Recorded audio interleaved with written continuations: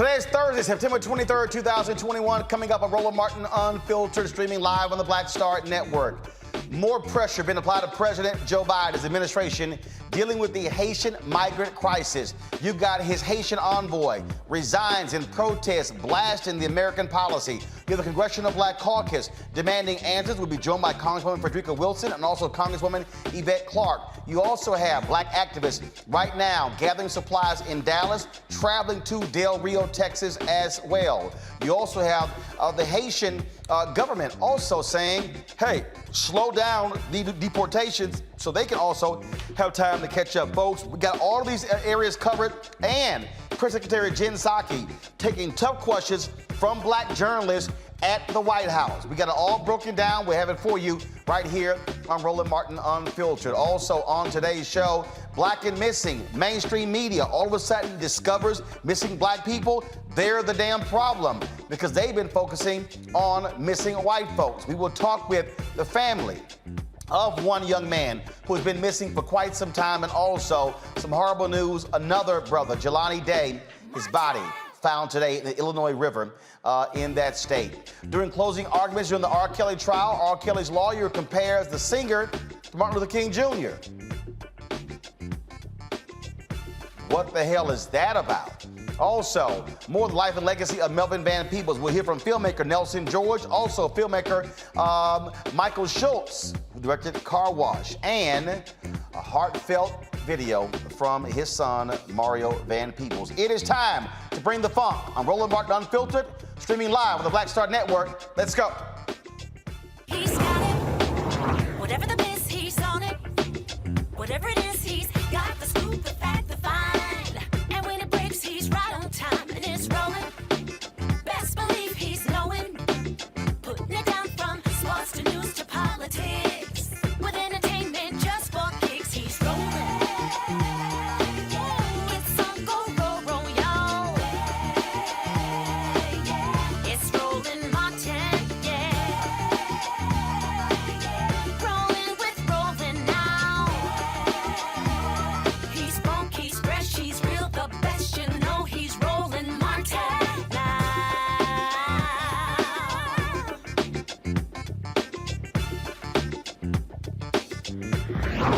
Martin. Far too many weak answers coming from the Biden administration as it relates to the Haitian migrant crisis happening on the Texas border. They continue to deport folks. They also are having more challenge them on their policy when it came to Border Patrol using horse reins to whip those individuals. The cops involved placed on administrative leave, but also what is America's policy in the treatment of Haitians? Why do we see a continuation of Haitians being treated far differently than Afghan refugees or even Cubans? We got comprehensive coverage on today's show. Joining us right now is Congresswoman Frederica Wilson out of Florida. Congresswoman, glad to have you on the show. I have been asking that question repeatedly. We know this goes back to the administration of President Jimmy Carter as to why America treats Haitians differently from Cubans and how they're being treated right now on the border. What answers have you gotten from Vice President Kamala Harris, from President Joe Biden, from others as well?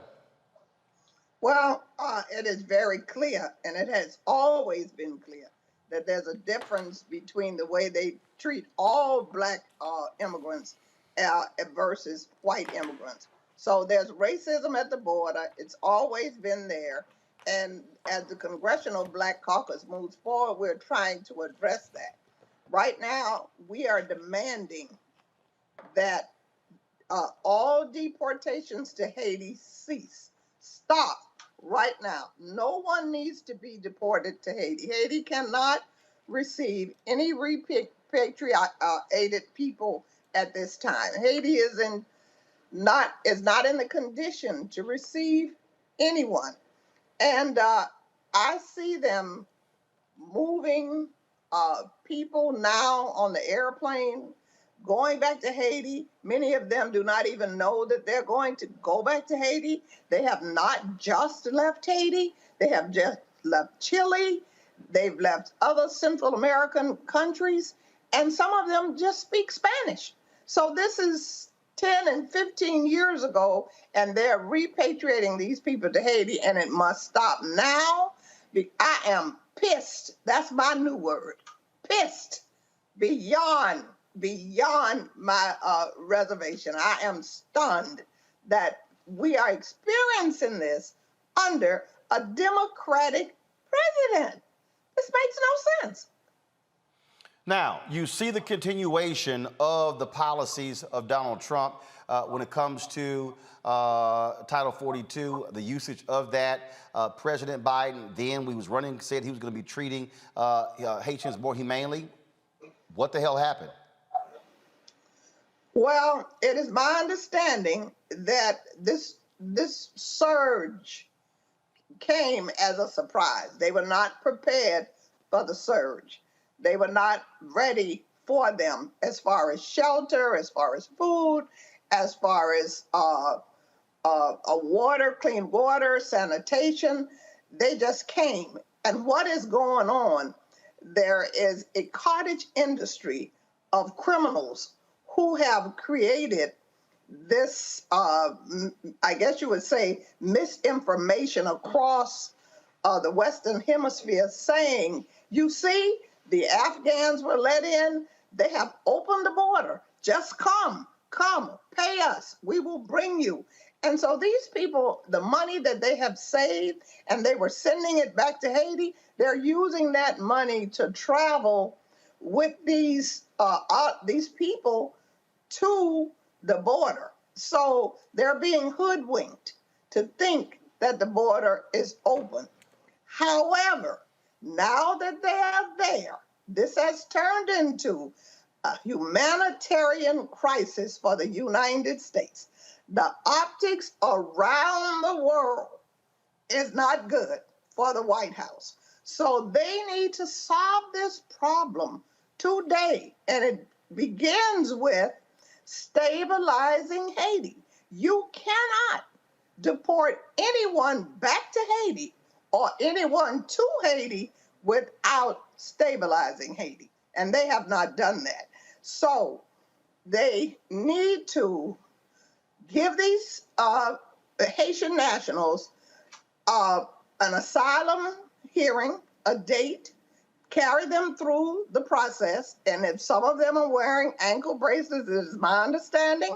Some we have welcomed here in Miami, but it's still not enough. So we're asking the faith-based community to reach out, to offer them the ability to be their sponsors, because I believe those who have sponsors, they're allowing them to be released in the United States and giving them a court date. They have separated the children and put them on the Health and Human Services, because unaccompanied children have other guidelines that they're under. Who they are repatriating are Black men who we need here in America. There are enough jobs, there are enough places who will welcome them, and they need to stop repatriating them.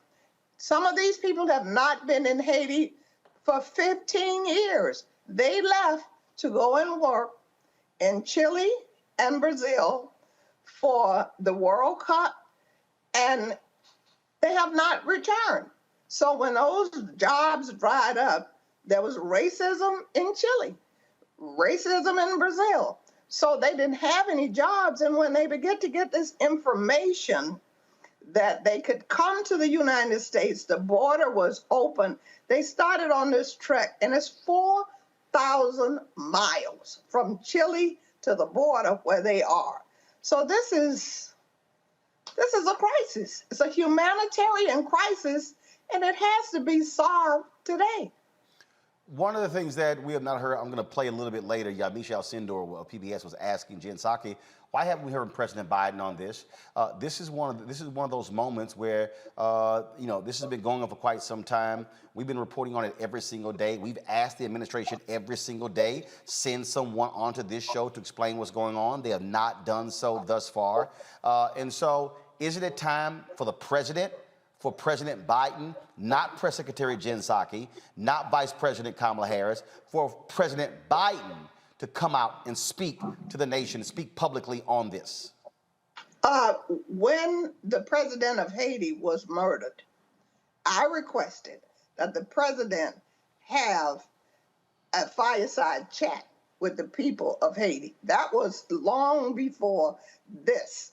So now that coupled with that, the earthquake, the hurricane, and this deportation debacle, definitely it is time. It's long overdue. All right, Congresswoman Frederica Wilson, we certainly appreciate it. Thank you so very much for joining us. And hopefully we'll have a resolution to this issue soon. Absolutely. Thank you so much for having me. All right, and do this, and be sure to send me a text so I can have your, my number ain't changed, so I need to get your new number. So just send me a text. Okay. All right, love the hat. All right, take care. Folks, today, as I said, Michelle Sandero was questioning Jen Psaki, the press secretary. It got a little heated. Here's this exchange today, the White House briefing room. Go ahead, Yamiche. Thanks, Jeff. A couple of questions on Haiti. The first is the president has often used his bully pulpit during the most important times in his administration. Why is he not using that bully pulpit to speak out forcefully himself on the treatment of Haitians? I would say, Yamiche, certainly I've represented to you all his point of view. His point of view is also reflected in the actions that have been taken through the administration, including the investigation, including the change in policy. The Secretary of Homeland Security oversees these efforts and has been quite outspoken and quite visible on what steps we should take moving forward. And he certainly may still speak to it. Obviously, there's a lot of events happening here, including the UN General Assembly, COVID, and others, and I wouldn't rule that out. And just to say, respectfully, I just have a couple more questions. Everyone else got questions in. Respectfully, I understand that you are the spokesperson for the president. These are images that are traumatizing Haitian Americans that he promised to treat respectfully and with humanity. Why isn't the president telling people himself these images that people say look like slavery are wrong? Me as president, I as president, condemn them. How is he not doing that? Why is he not doing that? What are people supposed to take away from the fact that he's not at the bully pulpit himself talking about these images? Yamiche, I think people should take away that his actions make clear how horrible and horrific he thinks these images are, including an investigation, including a change of policy, including conveying clearly that this is not acceptable and he's not going to stand for this in the Biden-Harris administration. Our actions make that absolutely crystal clear, as have our engagements with a range of voices, a range of concerned advocates, members of Congress, and others who we want to communicate with, not just about our horror, but also about what our immigration policy is moving forward. Also said in his letter, he called the U.S. policy inhumane, deeply flawed. Does the president believe anything in this letter that Daniel Foote is saying rings true, has some sort of point that he believes is true? Which aspect? He called the policy toward Haiti inhumane. He said that He wasn't specific in his letter. What I noted earlier before, let me finish, Yamiche. What I noted earlier before is that we have taken very specific actions as it relates to the horrific photos that we're not going to stand for in this administration. I don't know if he was referring to that or something else. That's why I raised the point. His purview, let me finish, Yamiche. His purview was not about migration. He didn't raise his concerns about migration privately. We respect his point of view, respect his ability to bring forward concerns, to raise ideas, to raise proposals. That's certainly something the president welcomes from everybody on his team and something that he had the opportunity to do in a range of meetings. We also have to make decisions here based on what we feel are going to help promote democracy in Haiti, including Haitian-led reforms, Haitian-led steps on the ground to make changes in the country. a number of people who say that he did raise concerns over the deportation of Haitians and the treatment of Haitians. Are you saying then that Daniel Floyd is not telling the truth in this letter? I would point you to the State Department, who have conveyed clearly in their statement what I just said. I promise. Yeah. The last question is, Daniel Floyd, the former special envoy to Haiti, he's raising this idea that the U.S. should be listening to Haitian civil society, not backing the current prime minister who was not elected by the people. What's the president's response to that? Because those civil society members have been telling me and other reporters for months, even before the assassination of the president, that President Biden was not listening to the people of Haiti about how to move forward with their government? We support a Haitian-led process charting the country's course through the current political situation. We don't back any one political group, and we continue to encourage all political stakeholders to engage in dialogue and find solutions together. And that has been our objective through all of our policy process making throughout the course of this, in addition to providing a range of assistance, training to people on the ground. Go ahead. Now, folks, again, let's talk about that Haitian envoy. In his resignation letter to Secretary of State Anthony Blinken, Daniel Foote says the inhumane and counterproductive decision to deport thousands of Haitian refugees have led to his immediate resignation. This is the letter here that he lays out. First of all, I don't want to go to that first, folks. I'm going to go this here. I'd rather have the whole letter. I want to do this here. Let me pull up, because I want to show the lead paragraph, which is the most important, because he gets right to the issue quite quickly in this here. And this is what he says. Come to my computer, please. This is what he says. Our policy approach to Haiti remains deeply flawed, and my recommendations have been ignored and dismissed when not edited to project a narrative different from my own. The people of Haiti, mired in poverty, hostage to the terror, kidnappings, robberies, and massacres of armed gangs, and suffering under a corrupt government with gang alliances, simply cannot support the forced infusion of thousands of returned migrants lacking food, shelter, and money without additional avoidable human tragedy. The collapsed state is unable to provide security or basic services, and more refugees will fuel further desperation and crime. Surging migration to our borders will only grow as we add to Haiti's unacceptable misery. Haitians need immediate assistance to restore the government's ability to neutralize the gangs and restore order through the national police. They need a true agreement across society and political actors with international support to chart a timely path to the democratic selection of their next president and parliament. They need humanitarian assistance, money to deliver COVID vaccines, and so many other things. But what our Haitian friends really want and need is the opportunity to chart their own course without international puppeteering and favored candidates, but with genuine support for that course. I do not believe that Haiti can enjoy stability until her citizens have the dignity of truly choosing their own leaders fairly and acceptably. Last week, the U.S. and other embassies in Port-au-Prince issued another public statement of support for the unelected de facto Prime Minister, Dr. Ariel Henry. And I'm going to pull up this second piece right here. He said, as interim leader of Haiti, and have continued to tout his, quote, political agreement over another broader earlier accord shepherded by civil society. The hubris that makes us believe that we should pick the winner again is impressive. This cycle of international political interventions in Haiti has consistently produced catastrophic results. More negative impacts to Haiti will have calamitous consequences, not only in Haiti, but in the U.S. and our neighbors in the hemisphere. Signed, Daniel Foote, and he will, of course, he sent it to the Undersecretary for Political Affairs, the Assistant Secretary for Western Hemisphere Affairs, the Acting Director General, Congressman Gregory Meeks, Chair of the U.S. House of Representatives Foreign Affairs Committee, and Congressman Andy Levin, House of Representatives.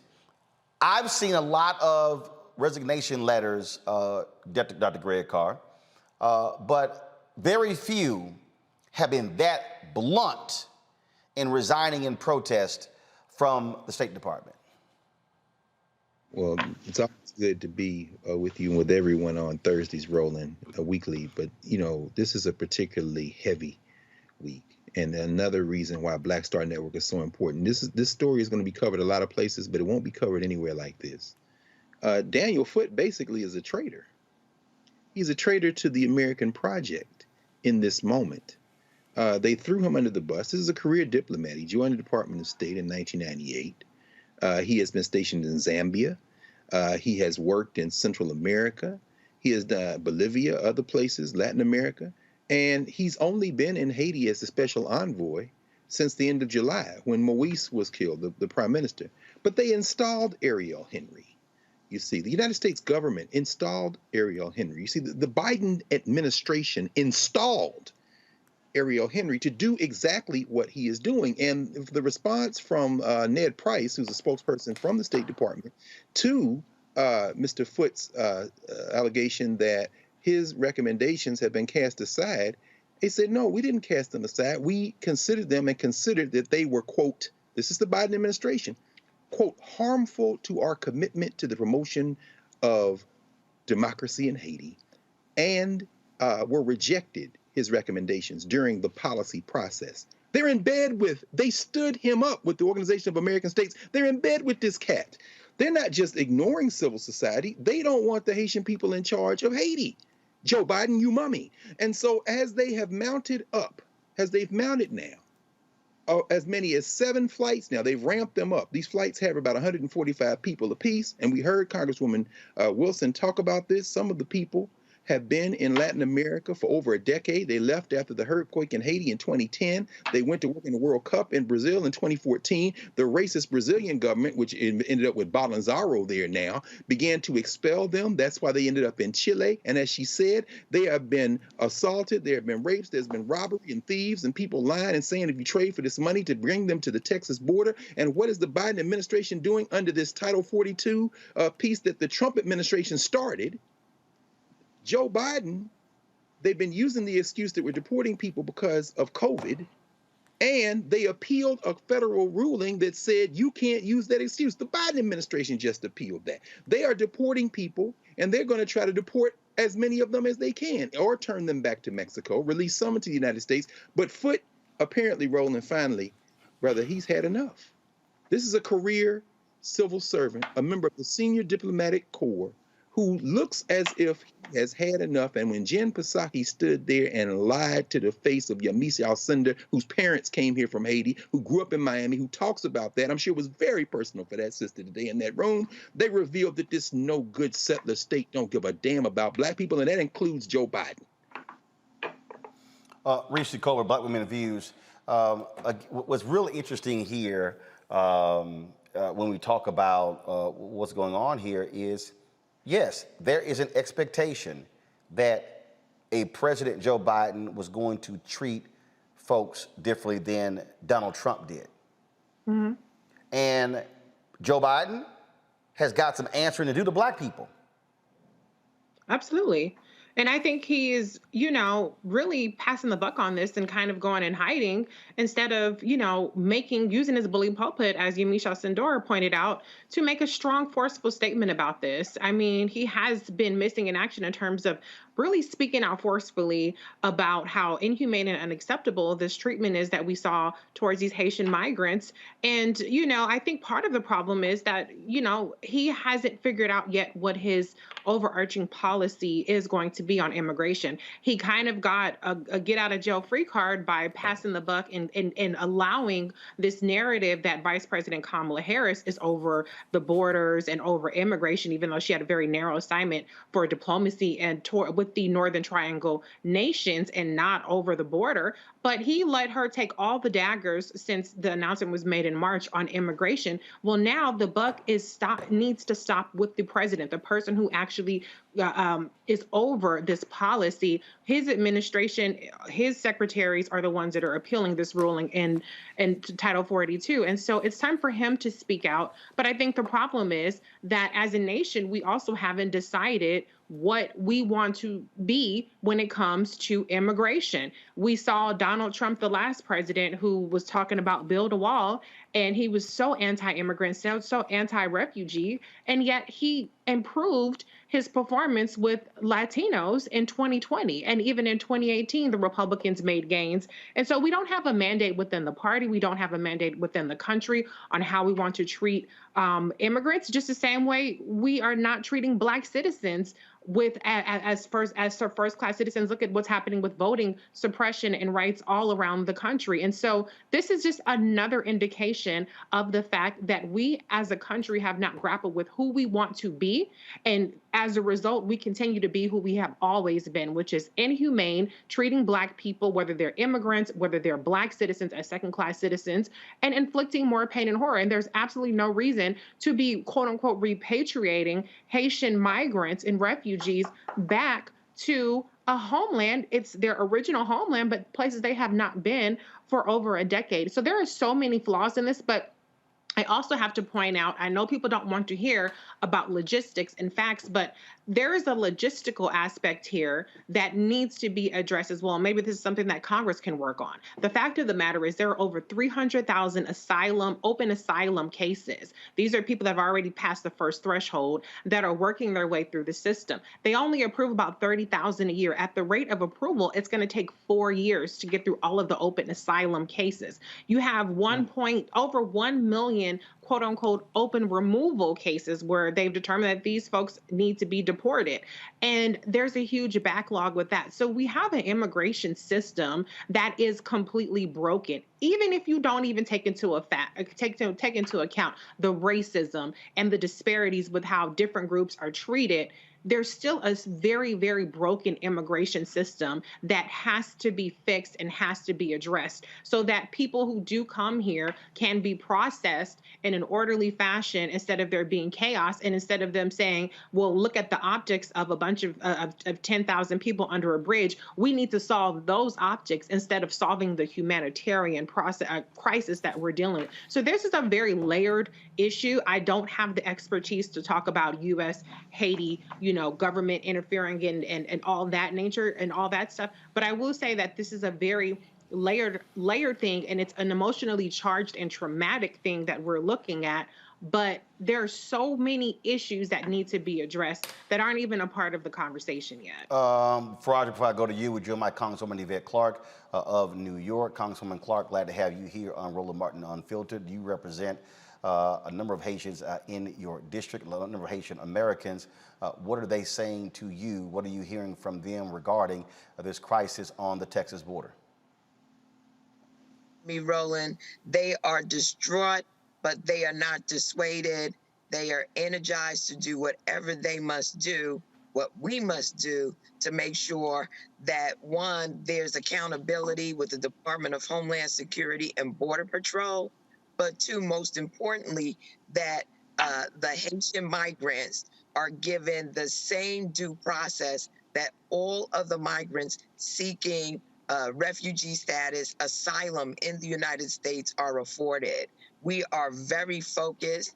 Of course, it is a traumatic thing to watch people of African descent, Black people, Haitian people treated in the way that we have seen. We know that this migration is a culmination of a number of very complex situations, and it is up to us as Americans to stand up for the creed that we are accepting of all people in our nation, that asylum is something that has been at the heart of who we are as a people. So my constituency, while disappointed, while very just angry and distraught over what has transpired, are energized to make sure that there is justice at the end of the day.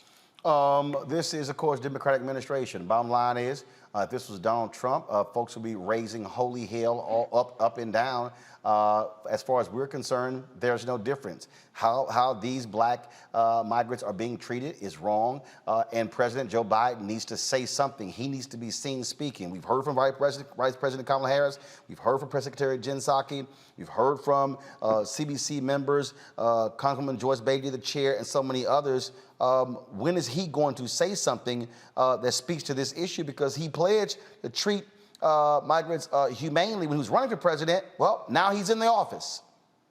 Well, it's my hope that he's hearing the outcry of the people. Certainly, we went to the White House to make it plain to them, we being members of the Congressional Black Caucus me being the head of the Immigration Task Force, co-chair of the Caribbean Caucus and co-chair of the Haiti Caucus in the House of Representatives, I've made it unequivocally clear that what we have experienced as people of African descent was amplified in terms of the marginalization and brutality against Black bodies that we witnessed with this these Border Patrol agents. We have asked that these Border Patrol agents be held accountable, and as far as I'm concerned, that means dismissed, and that there are a whole host of other actions that need to be taken by this administration. So we recognize that this was a digression that can be overcome. Right now, we've asked for the halt of any more repatriation of Haitian nationals back to Haiti. And again, that there be due process for those who are seeking refuge and asylum in the United States of America. I've seen the administration begin to move in that direction. I'm holding them accountable each and every day. As you know, we want accountability, we want transparency, and most of all, we want our people to be treated with human dignity. Congresswoman Yvette Clark, we certainly appreciate it. Thank you so very much for joining us. Thank you for having me, Roland, and thank you for being on top of this issue, as I know you would have been.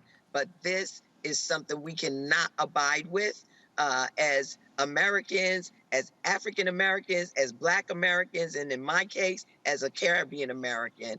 This strikes at the heart of who we are as a nation, and this will not be the final word. There's much more that needs to be done, not only for these migrants, but for the island nation of Haiti.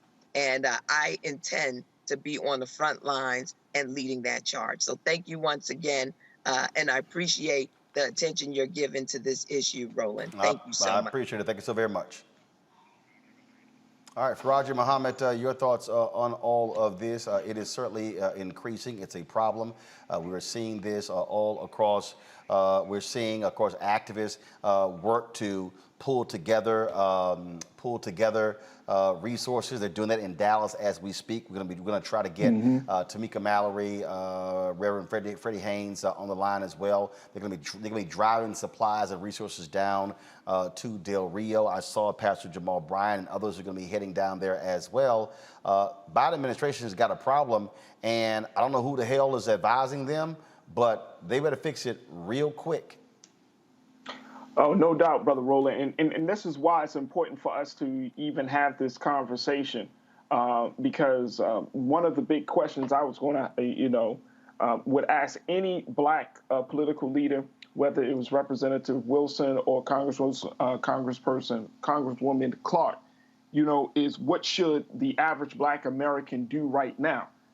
What should be done? Because I see Jay Morrison, other folks are talking about hitting the Del Rio. What about those of us at home? How do we help? How do we support? How do we get involved? How do we offer our, our services or whatever that can be done? I think that's a big question for us to create the sense of camaraderie, brotherhood, and sisterhood among the people.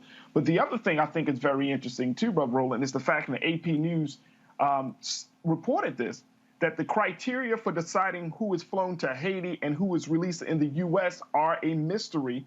According to the AP, they said 2 officials said single adults were a priority. And they said that if previous handling of asylum seekers is any guide, the administration is more likely to release those deemed vulnerable, including pregnant women, families with young children, and those with medical issues, and exempt unaccompanied children from expulsion flights on humanitarian grounds. Now, that's based on the previous policy. But that's not determining, that doesn't speak to where we are at the present moment. And I love what Reese had said in terms of where we are in this country on immigration. We know that there is a deep, deep level of racism when it comes to immigration in this country that we afford to white immigrants and migrants versus Black immigrants and migrants. And I think that's the problem. I think that's the problem. But we can't talk about that longstanding issue right now because we got thousands of people living under a bridge in Texas.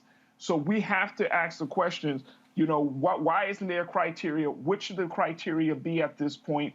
Press the president, as folks have been saying, continue to get people involved. But I really would love to see our brothers and sisters down in Texas, see what kind of support can we give them. And I'm talking about those who are in Houston, those who are in other parts, your hometown, Roland. I mean, what can we do as a people on this side of the conversation? How can we be supportive in this effort? Well, first of all, those things are happening. I mean, literally, as I'm sitting here, as we're talking to folks and going through this,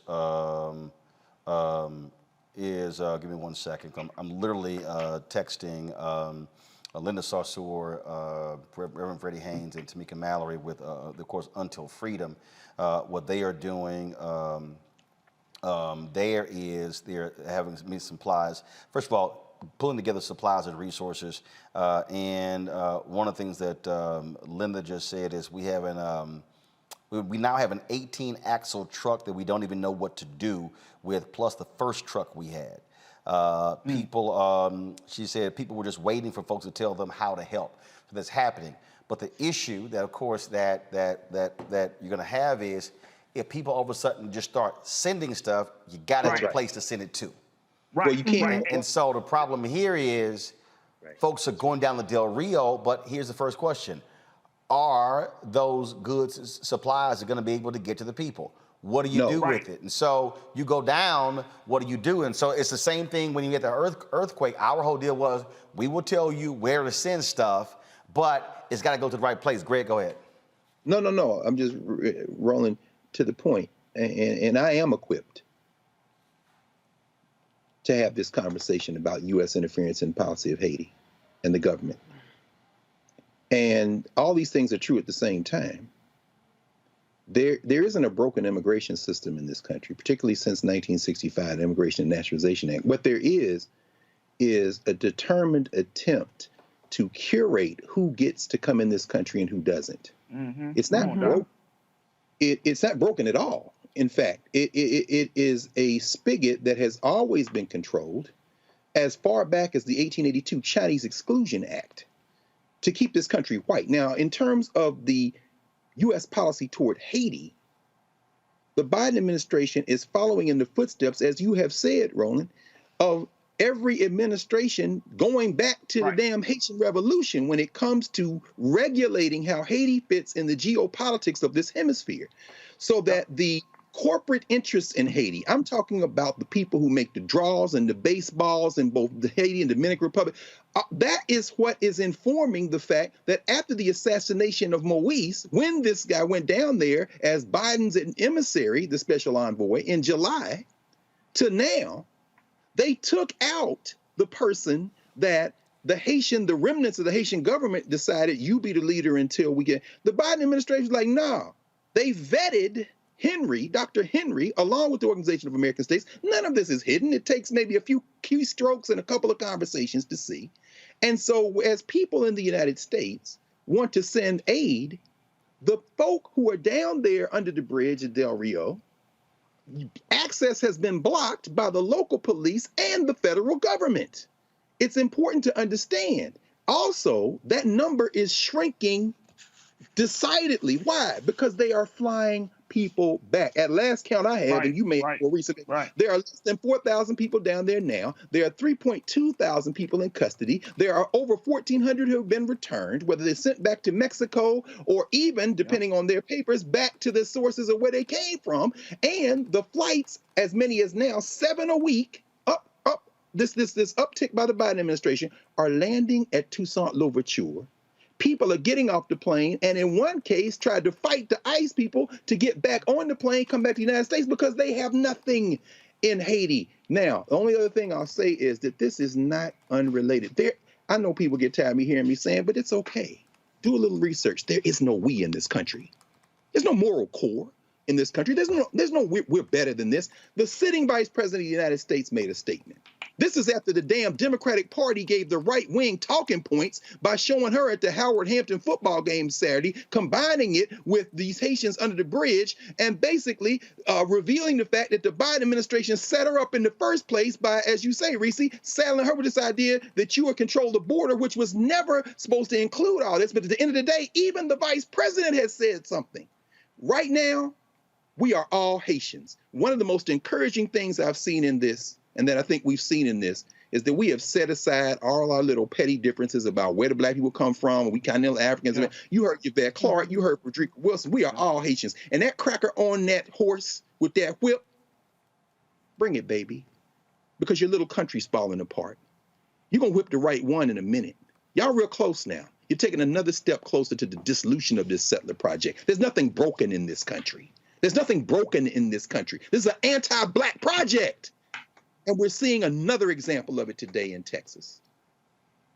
Well, when you talk about how this view of whiteness, and I've told y'all about this white supremacist Charlie Kirk, big-time Trump person. Listen to what he said about what should be happening with the border dealing with Haitians. Listen. Of course, that's a lie. We know that's not true. You have pictures of people that have pieces of paper that says, please help us. I do not speak English. What bus do I need to take? Thanks for your help. As they get released into the interior of the United States. Bill Melugin is saying they are releasing entire family units into the United States. Now, some people are saying I'm being too harsh on Texas. Well, Texas, whether they like it or not, are front and center, smack dab in the middle of the great question of our time, which is, who runs the country? What do you do when you start to have a apathetic tyrant, now apathetic when it comes to immigration law, but very engaged when it comes towards forcing vaccinations? What do you do? I know so many amazing patriots in the great state of Texas, and I love Texas, that have been waiting and are willing for this moment. Deputize a citizen force. Put them on the border. Give them handcuffs. Get it done. Sure, that's dramatic. You know what's dramatic? The invasion of the country. We're going to talk more about that. We're going to talk about how the other side has openly admitted that this is about bringing in voters that they want and they like, and honestly diminishing and decreasing white demographics in America. We're going to say that part out loud because so many people in the corporate media are afraid to talk about it. Charlie Kirk here. Check out the Charlie Kirk Show podcast. Be right back. No, Charlie, we aren't afraid to talk about what you white nationalists have been saying and want to do because we've been calling that out. First of all, let's just be clear. You can't blame what's happening with decreasing white folks on migrants. Y'all the ones who stopped screwing.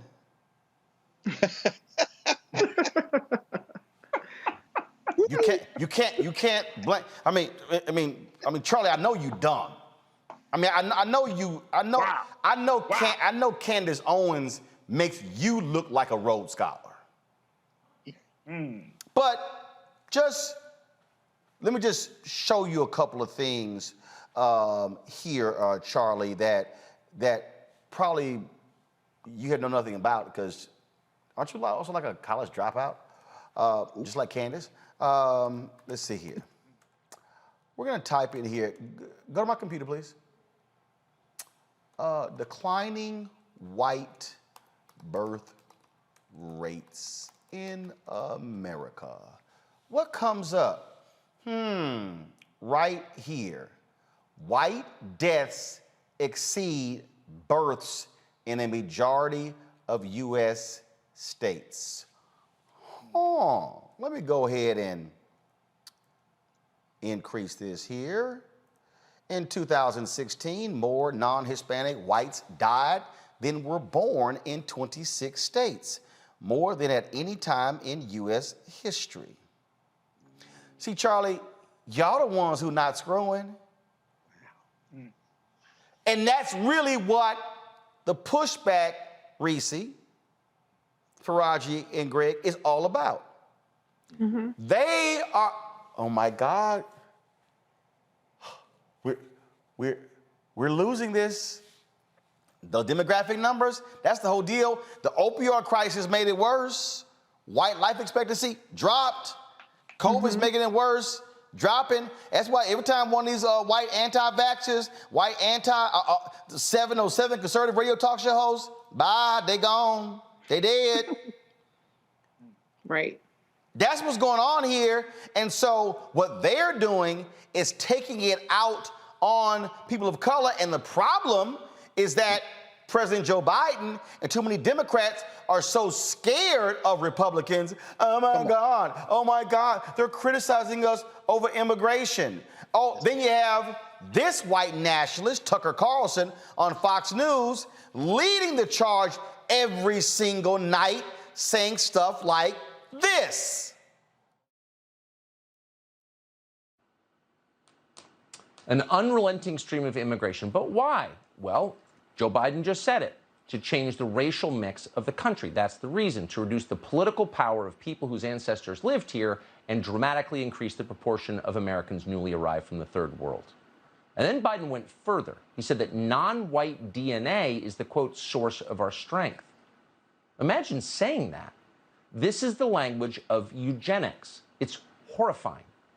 But there's a reason Biden said it. In political terms, this policy is called the Great Replacement, the replacement of legacy Americans with more obedient people from faraway countries. They brag about it all the time, but if you dare to say it's happening, they will scream at you with maximum hysteria. And here you have Joe Biden confirming his motive on tape with a smile on his face. Legacy Americans. Go ahead, Faraji. What is he talking about? I'm blown away. I'm blown away by this whole thing. But, I think that, this whole idea that this is a mass, as Tucker Carlson saying, mass movement to decline the white population, this is straight out of something, this is white paranoia, this is white fear, because America is coming to a reckoning, and this whole country, this whole world is coming to a reckoning that white supremacy is dying, and you're seeing people rise up. No. That's a mistake we make. White supremacy is not. No. White supremacy is not dying. More whites are dying. That's a difference. No. And here's why I say white supremacy is dying. The belief in white supremacy is dying. That is, people are starting to rebel against that idea of this. Black people, brown people across this country, across this world. Here's the no. See, no. Gotta correct you, my brother. Here's why. Go ahead, Here's why. By 2043, okay, America will be a nation majority people of color. But that's 53% Black, Latino, Asian, Native American, 47% white. The problem is you have an increasing number of Latinos who are identifying as white.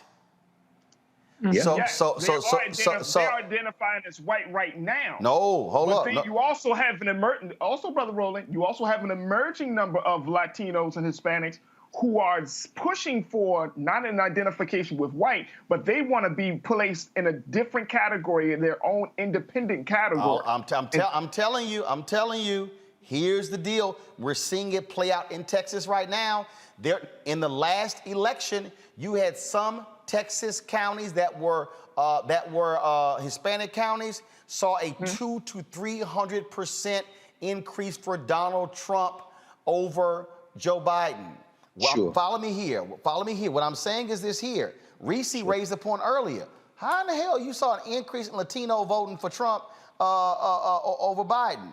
It's because we got to deal with it. You have an increasing number of Latinos / Hispanics, depending upon what part of the country you're in, who identify as white values, view of America, and don't feel for us. And so when we talk about black and brown coalition, we got to understand. And of course, I have seen this with my own eyes and my experience in Texas. There's a difference between somebody who is from Mexico, there's somebody from Peru, there's somebody from Venezuela, somebody from Nicaragua, somebody from Colombia. And so the values aren't the same. So you got some folks who come over here and they're like, no, I'm white. But for that contract and for college, I'm brown, but I'm white. So there's a dynamic at play here that we got to own up to.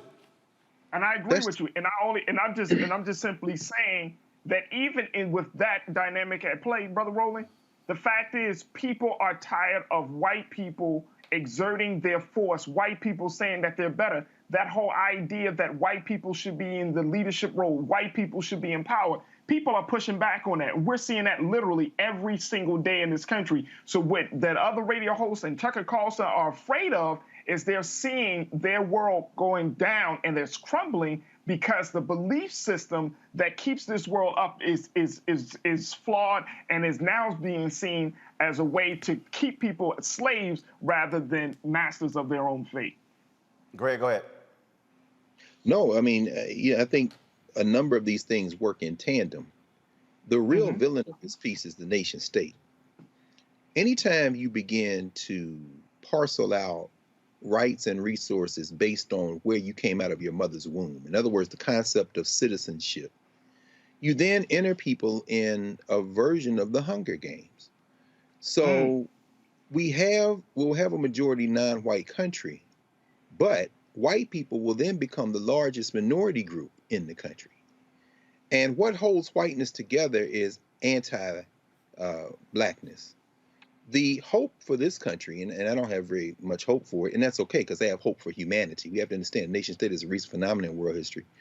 But the hope for this country would be to ultimately abandon race logics. Charlie Kirk, who I would love to meet at the border, if he had the manhood to screw his little courage up and grab a whip and join him, I would love to join him down there and have a nice little dialogue. It would probably last about maybe the seconds it would take for me to erase all his bridge work with my fist.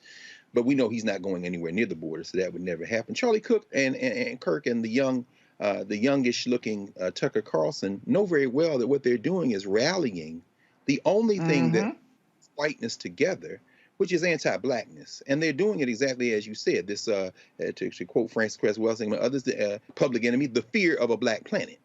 Now, at the same time, there is nothing, as you said, Roland, there's nothing binding those who speak Spanish together. So, as you said, that caravan that left Latin America and came through Central America over those thousands of miles Representative Wilson talked about included Venezuelans, included some Cubans, included folk from other countries in Latin America, in addition to Haiti, included Dominicans. Dominican Republic and Haiti absurdly on the same island, but they were divided by a white nationalist project in this international, notion of whiteness. But ways I'm bringing all that together is once you reach the United States, you acquire, if you can get it, a version of enhanced humanity that we call citizenship. This is the problem. It's not just a U.S. problem, it's a global problem. Once you become or have access to American citizenship, you will do anything to preserve it, maintain it, and extend it because it comes at the expense of other people in the hemisphere and in the world who have citizenship in these other imaginary places we call nation states.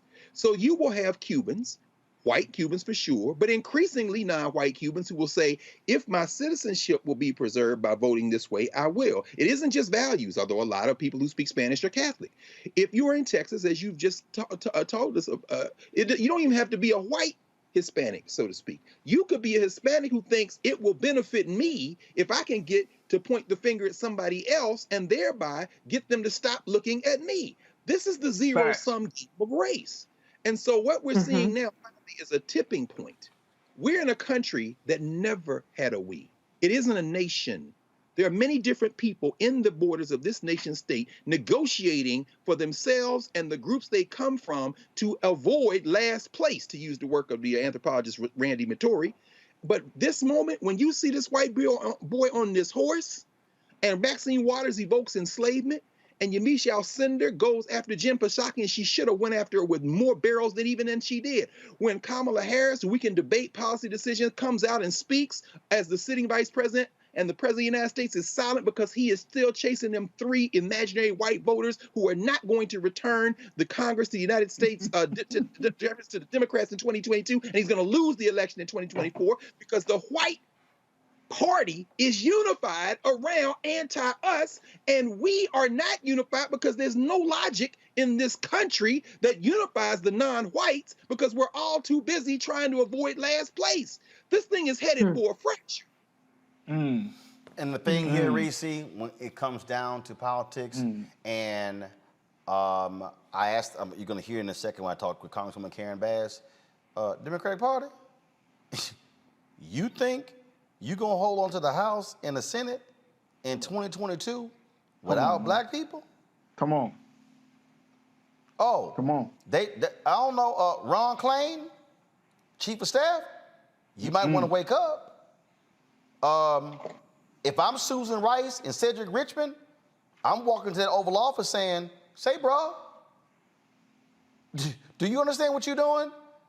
Yeah. No George Floyd Justice Act, no For the People Act, no John Lewis Act, this Haitian issue here. Oh, you asking for an ass whooping. Reese, go ahead before I go to break.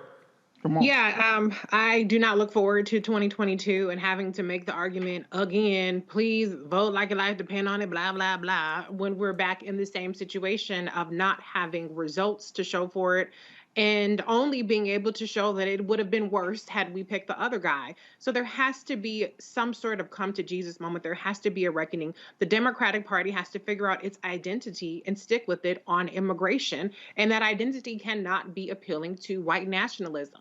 To the point about white supremacy, there are plenty of people who are foot soldiers of white supremacy that are not white. Tim Scott is the one who tanked the George Floyd Justice and Policing Act along with Manchin. We have the new Florida Surgeon General is a black man who just got rid of mask mandates and even quarantine mandates in schools. And so there are plenty of black people that we can identify that are foot soldiers of white supremacy. To Dr. Carr's earlier point about the we with black people on this Haiti thing, I think that the images are so jarring and they're so transferable from something that's specific to Haitian migrants experiencing and something that enslaved peoples in the United States and black people in the United States have experienced, that there is a shared trauma there. But I do have to point out that one of the most divisive and effective tactics that's been used to divide black people and degrade our political power is, I won't even name the name of the organizations, but y'all can fill in the blank. But they have used xenophobic descendants of slaves as opposed to immigrants. They've even been against and now people. all of a sudden they trying to sit here and cape for Haitian migrants. I'm like, sit y'all ass down. But the reason for that is because it's an issue that is politically charged and can alienate black voters from the Democratic Party. So there are a lot of issues at play. We have xenophobia within the black community. I don't think there's an all good big kumbaya situation that's coming together just because of these images, but the images are universally abhorrent to anybody who has a conscience and a soul and understands that black peoples from across the diaspora have humanity. But we cannot ignore that we are still very much fractured. And even though we might come together to express our outrage towards the administration, that doesn't mean that we all have the same goals, because there are some people that actually do identify with, it's not, Tucker Carlson and Kirk called it the white replacement theory, but there is a notion that they're taking our jobs and we have to take care of our own people, and y'all are talking about letting them through. So there are a lot of things that we have to talk about. We can't just put a rosy picture on it like we're all in this together and we're all united. We have to deal with those issues within our community as well, so that we can really harness our political power so that everybody in our community benefits. Folks, we got a lot more on today's show. I got to go to a break. Coming up, we're going to hear from Congresswoman Karen Bass. No George Floyd Justice Act. Where you at, Senator Tim Scott?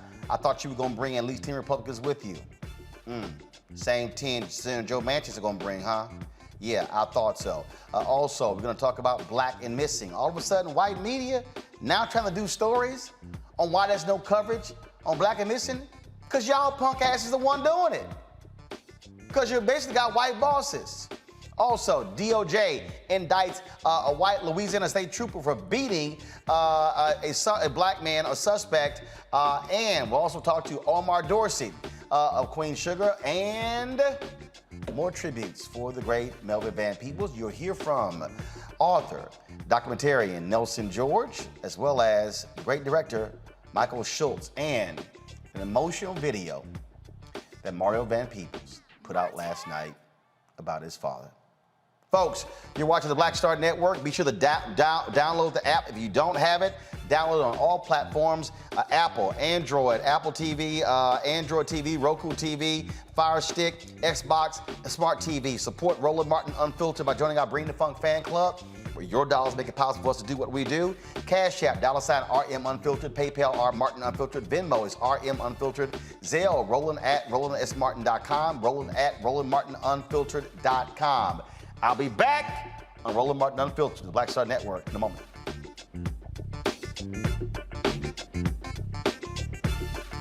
I believe that people our age have lost the ability to focus the discipline on the art of organizing. The challenges, there's so many of them and they're complex, and we need to be moving to address them. But I'm able to say, watch out, Tiffany, I know this road. That is so freaking dope.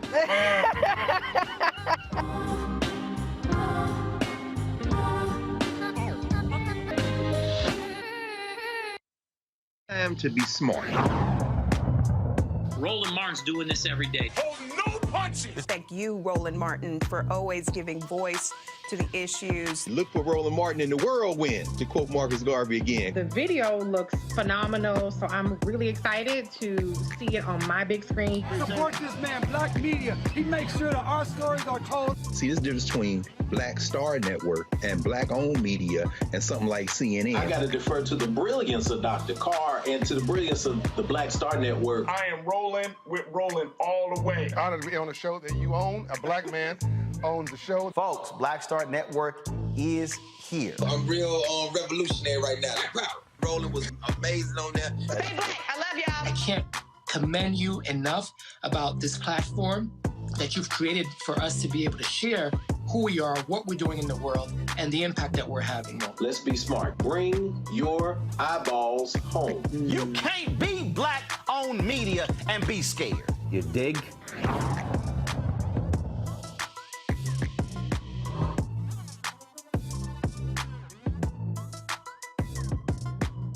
Hi, I'm El DeBarge. Hey, yo, Peace World. What's going on? It's the Love King of R&B, Raheem Devon, and you're watching Roland Martin Unfiltered.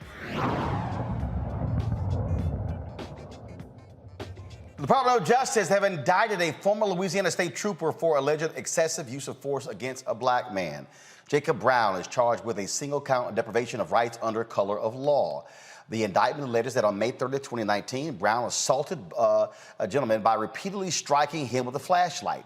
If convicted, Brown faces a maximum sentence of 10 years in prison, 3 years of supervised release, and a fine of up to $250,000. Now, folks, these are the sort of things that propelled Congress to move on the George Floyd Police Reform Act. Remember, President Biden said he wanted to sign that into law by the anniversary of the death of George Floyd, the one-year anniversary. That was in May. It passed. Democrats and Republicans have been negotiating.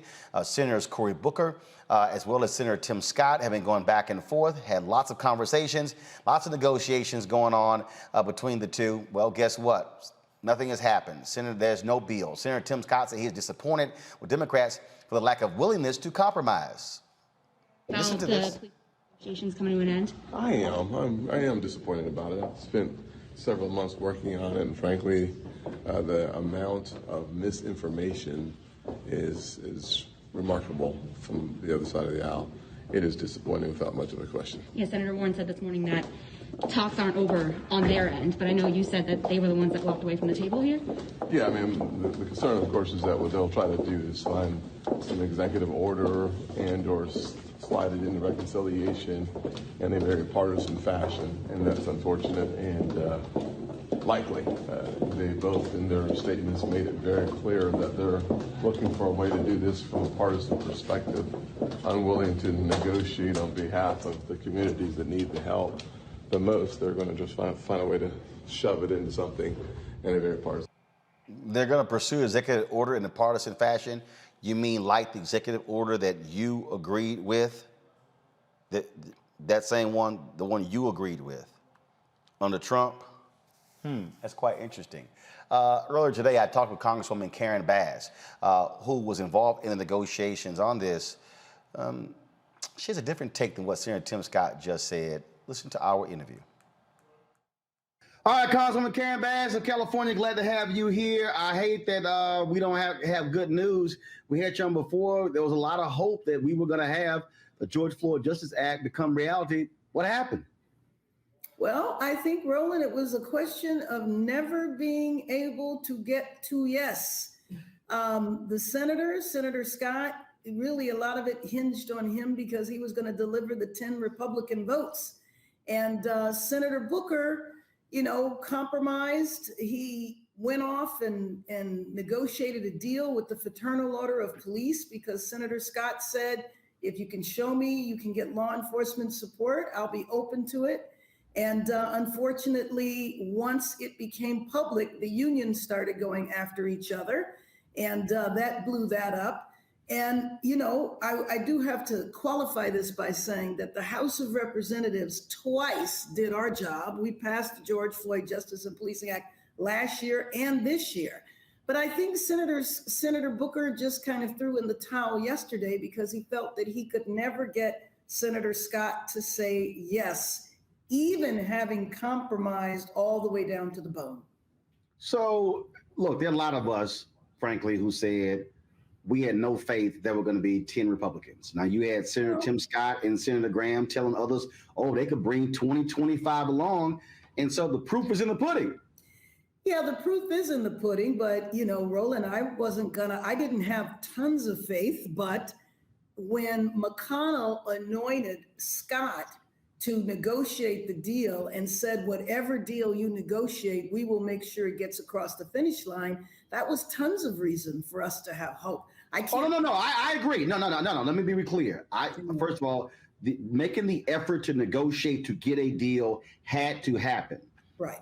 But my point was, I felt no matter what y'all did, unless y'all just gave everything up, the Republicans were going to always just try to find some other excuse, and the thing is also, Senator Tim Scott hasn't come out, explained himself, explained any of this. And the bottom line is what you just said. If McConnell said, what you bring to us, we're going to put forth, nothing, it's like, again, lock it down, make it happen. Right. But I will tell you how far it went. One, I told you that Senator Booker negotiated a deal with the police that they agreed to. If that didn't work, we said, well, what about the Trump executive order? President Trump put that forward. It's still in effect. When President Trump put it forward, we didn't like it because it was at the height of the protests last year. But frankly, given that momentum is gone and is actually reversed and in the opposite direction, putting Trump's executive order into law this year looks different than it did last year. But Senator Scott was not able to agree to that. Now, that was President Trump's executive order with all branches of law enforcement supporting it. And so if you can't even agree to what is already in existence, then at that point you have to say that this is over, which is what Senator Booker did. So here's the dilemma that Democrats are in. Democrats control the House. The House, as you said, passed it twice. The Senate did not pass it, but Democrats have it's a 50-50 tie in the United States Senate. Democrats have the White House. I'm already hearing from people who have said, no George Floyd Justice Act. We've seen what's happened with the Haitian and Texas border. No For the People Act. I'm hearing people say, I'm not going to be excited and interested in going out there and voting next year. This is going to have serious ramifications for Democrats to keep control of the House and the Senate in 2022. So, what are you telling the White House? What are you saying to, Majority Leader Chuck Schumer that, look, folks, understand, Black folks are not just going to sit here and look kindly on nothing actually getting passed. You couldn't be more right. I mean, this is a devastating loss. The most important thing to me is the fact that an average day, 3 people die at the hands of police. So if you think about George Floyd's murder to now, you're talking over a year, there's probably been around 1,000 deaths involving officers. Now, I'm not saying all of them were like George Floyd. Some of them might have been appropriate in the sense that people might have been in the middle of a violent exchange. But without any transparency, without any accountability, with 18,000 police departments policing in 18,000 different ways, you know, it's really something that we were not able to bring about this change or voting rights or any of the other initiatives. We have to spend the time and help people understand that the problem in the Senate, as you well know, is that having majority is not enough. You have to have supermajority. But I believe at some point you have to look at that and say, if we're in control of the rules, then maybe we need to change the rules. What's next? You know, now we're hearing, President out of the White House, President Biden may take action utilizing executive orders. We asked that. We called on the administration to use its power to the fullest. I will tell you that the administration, in particular, Susan Rice, the chair of the head of the Domestic Policy Council, Cedric Richmond, were helpful every single step of the way. They provided advice, they provided support, and frankly, they had wanted to move much sooner, and we asked them to wait. So now that we have officially declared the negotiations over, we are calling on the administration to use every ounce of their power to move the needle forward. We might not have been able to pass legislation, but the administration can act. The administration has already acted by issuing instructions to the Department of Justice, or the Department of Justice rather issued instructions around chokeholds, around no-knock. You know that the investigations are going on. All of the stuff that Trump shut down is now back in effect, and the administration is acting aggressively. I hate to put all of the emphasis there, but until we can pass meaningful legislation, we have to use the power that we have, and that's the power of the administration. Now, when it comes to people voting next year, we need to talk about that. And we need to say that what we were able to get done, or what the administration was able to get done, in the absence of our ability to act. Well, it's unfortunate that we sit here. There was tremendous pressure. There were people out there in the streets. But this is also what I've also said is that the activism, that pressure, has to continue. And frankly, I think Senator Tim Scott owes America an explanation as to what happened. Well, I would agree. I do think, though, that the lesson to be learned from this is that it's most important to push legislation at the height of the momentum. And if we had been able to pass the legislation in the Senate last year, when there were hundreds of thousands of people out in every single state and countries around the world, it would have been a lot better. Again, the House did our job twice. It was the Senate where things die. And that is all too often on so many issues that folks care about. Unfortunately, the public only sees who's in charge and says, "Oh, you failed," as opposed to those nuances. And so, Congresswoman Karen Bass, I do want to just give you an opportunity just to share your thoughts on what's happening on the border. There's lots of pressure being turned up on President Biden. His Haitian envoy resigned, blasting the Americans' policy towards Haiti. Just your perspective on that. Well, I mean, I think it was absolutely atrocious. I mean, I looked at those, the footage of the officers on horseback whipping the migrants. And I hope that an investigation is done quickly, that they are fired, prosecuted if need be. And I do think that our policy, if those people are seeking asylum, then we need to treat them accordingly. And so I worry about the mass deportation of people to a country that they haven't been in for years. Remember, those folks did not get to Mexico, did not get to the border in a boat from Haiti. They came from South America. Some of them had been in South America for quite a while. And then you're sending them back to Haiti, where there's what? Absolutely. Well, we continue the pressure. I've been asking for the administration every single day to have somebody come on my show to explain what's going on. I still need somebody to explain to me why in the hell we have a different policy for Haitians compared to Cubans, why we're accepting Afghan refugees, but we're turning our back on Haiti. And no one's in the administration seems to want to give an answer. And we're going to keep asking the question and trying to get somebody to answer that. Okay. Congresswoman Bass, I got that laugh there. I appreciate it, Congresswoman Bass. Thanks a lot. No, okay, you're welcome. Thanks for having me on. I have a good one. Bye. Oh man, folks, it is certainly unfortunate that we're not going to see the George Floyd Justice Act passed.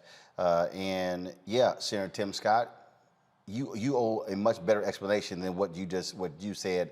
Folks caught up with you in the hallway there to say Democrats did not accept compromise.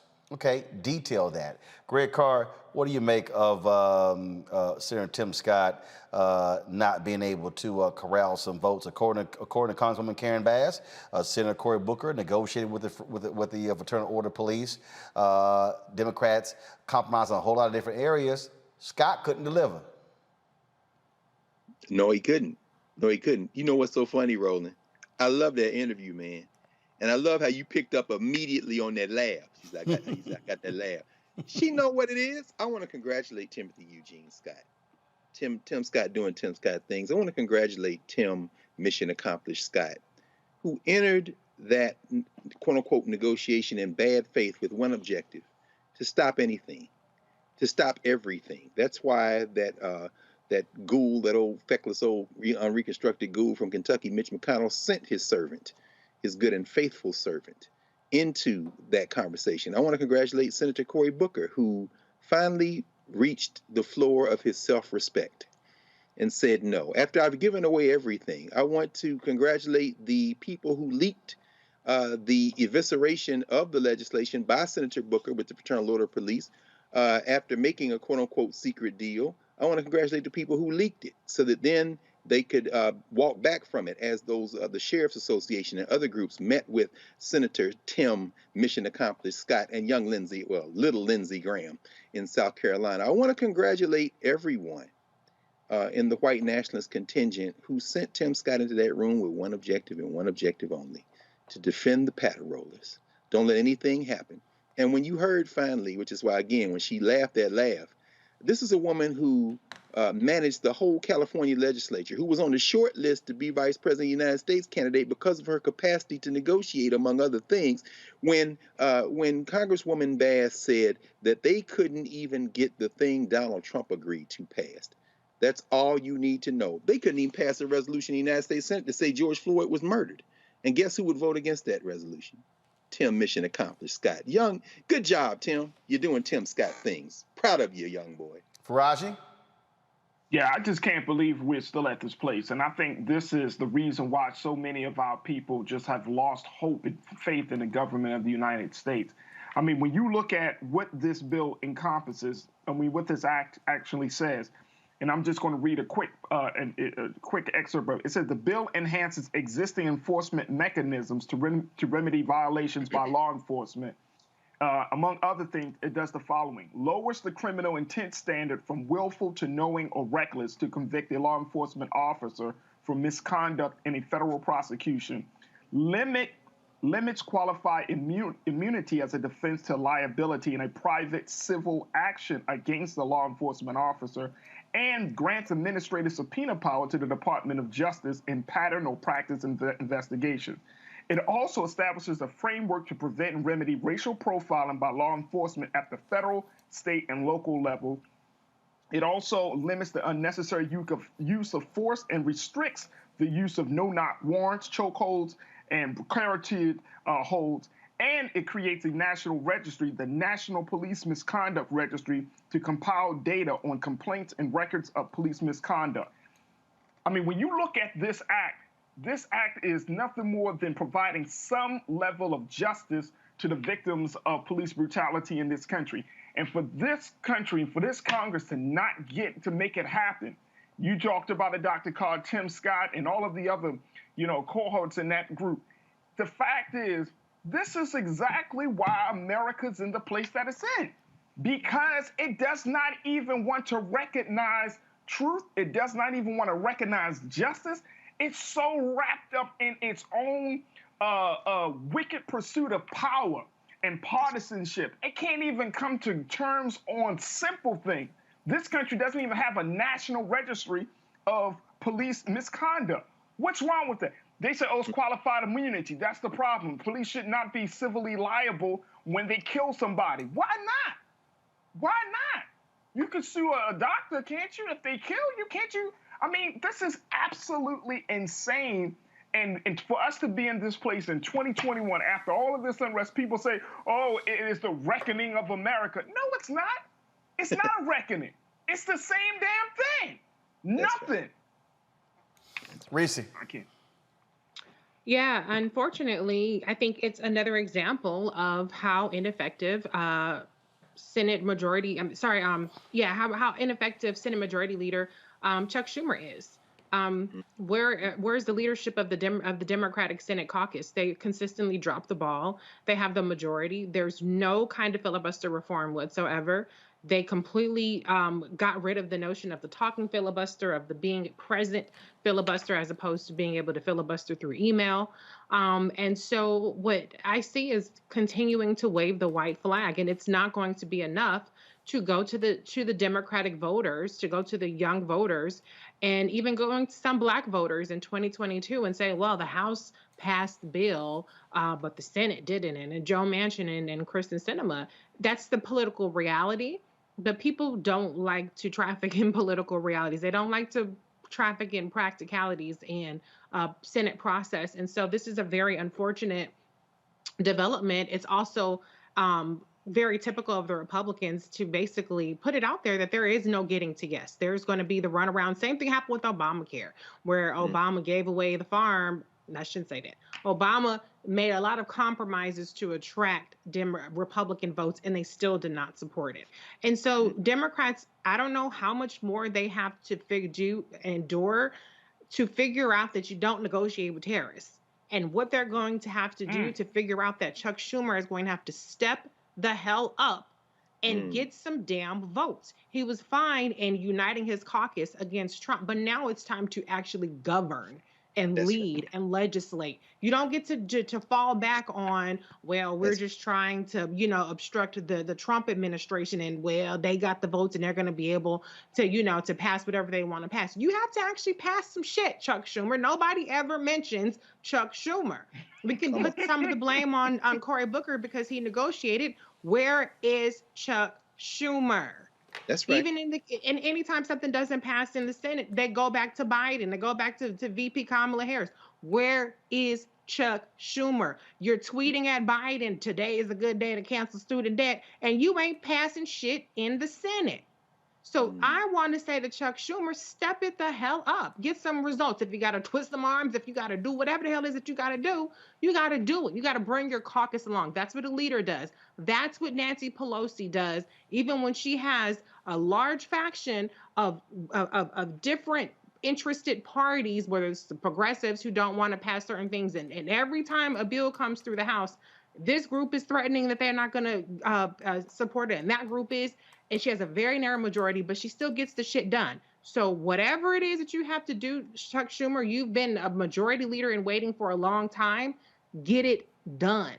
Because this not inaction, and you cannot fall back on excuses. And it's not just hurting the Senate, because the Senate they're actually in a better position to get the Senate back in 2022 than they have been for a while. It's going to bring down the entire Democratic Party if Chuck Schumer doesn't figure out a way to get some shit done with 50 votes, plus vice president with the tiebreaker. I think Reese has established get some shit done. All right. A black man in Oklahoma was facing execution despite recommendations from the State Board of Parole to commute his sentence. Julius Jones was sentenced to death for the 1999 slaying of Paul Howell. Last week, the State Parole Board recommended Jones' death sentence be commuted to life imprisonment without parole. Jones is still awaiting to see if Oklahoma Governor Kevin Stitt will follow the recommendation from the panel. His execution is set for November 18th by lethal injection. All right, folks, got to go to break. We come back, missing while black. All of this attention on a white woman whose body was found in Wyoming. Massive media coverage. All the major media outlets. Gwen Ifill once called that white female missing syndrome. And now the media, now they're racing to do stories on black people who are missing. Where have y'all been all of this time? We'll talk with the father of a brother who has been missing, who is trying to get answers, is yet to do so. And also the organization whose focus is on African Americans who come up missing. That is next on Roland Martin Unfiltered, live on the Black Star Network. White supremacy ain't just about hurting black folk. Right. You got to deal with it. It's injustice. It's wrong. I do feel like in this generation, we've got to do more around being intentional in resolving conflict. You and I haven't always agreed. Yeah. But we agree on the big piece. Yeah. Our conflict is not about destruction. Conflict's going to happen.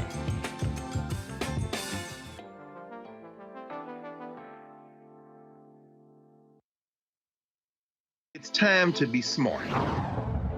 When we control our institutions, we win. This is the most important news show on television of any racial background. Y'all put $2, $3, $4, $5, $10, $15, $20, $30 on this and keep this going. What you've done, Roland, since this crisis came out in full bloom. Anybody watching this, tell your friends, go back and look at the last 2 weeks, especially of Roland Martin Unfiltered. I mean, hell, go back and look at the last 2 days. You've had sitting United States senators today, Klobuchar and Harris. Whatever you have that you can bring to Roland Martin Unfiltered to support it, please do, because this information may literally save your life. Watch Roland Martin Unfiltered daily at 6 p.m. Eastern on YouTube, Facebook, or Periscope, or go to RolandMartinUnfiltered.com. Support the Roland Martin Unfiltered Daily Digital Show by going to RolandMartinUnfiltered.com. Our goal is to get 20,000 of our fans contributing $50 each for the whole year. You can make this possible. RolandMartinUnfiltered.com. Hi, I'm Vivian Green. Everybody, this is your man Fred Hammond, and you're watching Roland Martin, my man, Unfiltered.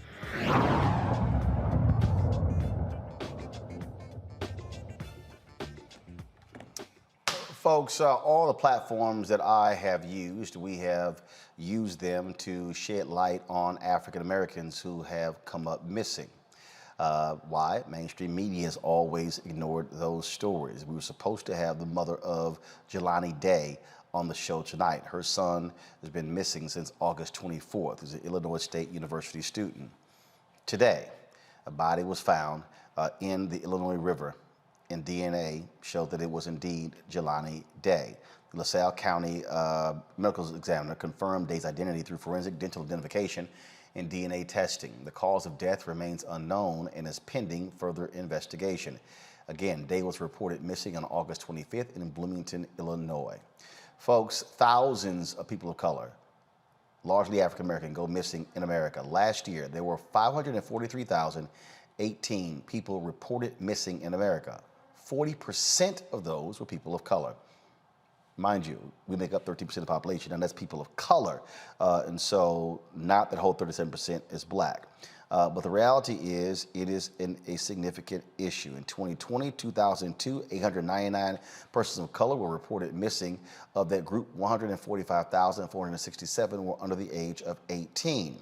Yet if you are black and you come up missing, you can forget about it. But if you are white, especially a white woman, oh my goodness, you can get blanket wall-to-wall coverage. According to the Black and Missing Foundation, there are 3 main reasons for the disparity in media coverage. Runaways, a lot of minority children are initially classified as runaways, so there's no Amber Alert.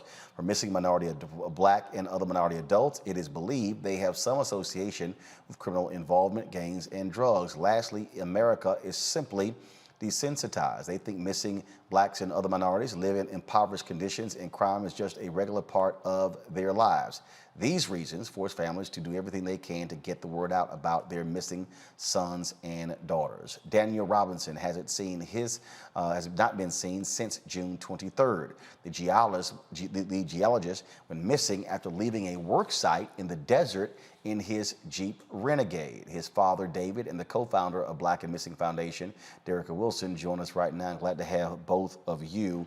It is always difficult when we have to report the story of someone whose body has been found. Derrica, that is the case for Jelani Day. His mother obviously was shocked to get the news today, processing that death.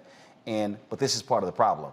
When black folks come up missing and you don't get it out early on, then it typically leads these type of endings? Absolutely. It seems like there's just no sense of urgency when it comes to our cases. I want to say my heart goes out to Jelani Day's family, and I'm happy that Daniel's father is on this show. We've been highlighting those cases. We can roll off our tongues the name Natalie Holloway, Chandra Levy, Casey Anthony, Lacey Peterson, Elizabeth Smart, but can anyone name one missing Black or brown person, just one, who went missing in this country and received mainstream media? It doesn't. And one that led to movies and miniseries and docuseries and on and on and on. Absolutely. It is so sad. It's so unfortunate. We're not trying to dishonor any of those communities. We're trying to even the playing field. Families such as Daniel Robinson, Deidre Reed, Akia Eggleston, Keosha Jacobs. Those families deserve answers. They deserve the same amount of resource that was applied to Gabby's case. We understand that not all cases are going to bubble up to that mainstream media, but less is more.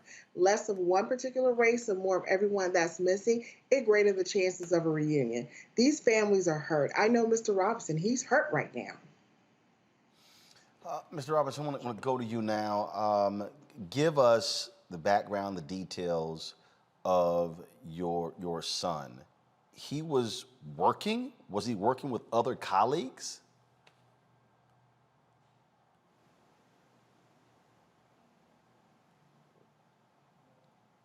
Can you hear? I can hear you now. Yes, go ahead. Give us the backstory of what happened with your son. He was working. Was he working with other colleagues? Did he leave alone or with colleagues? What happened? Well, my son, he works for a company called Matrix New World. Daniel, he's a field geologist for that company. And what he do is he visit well sites. He get assignments. He may visit 2 or 3 in a day.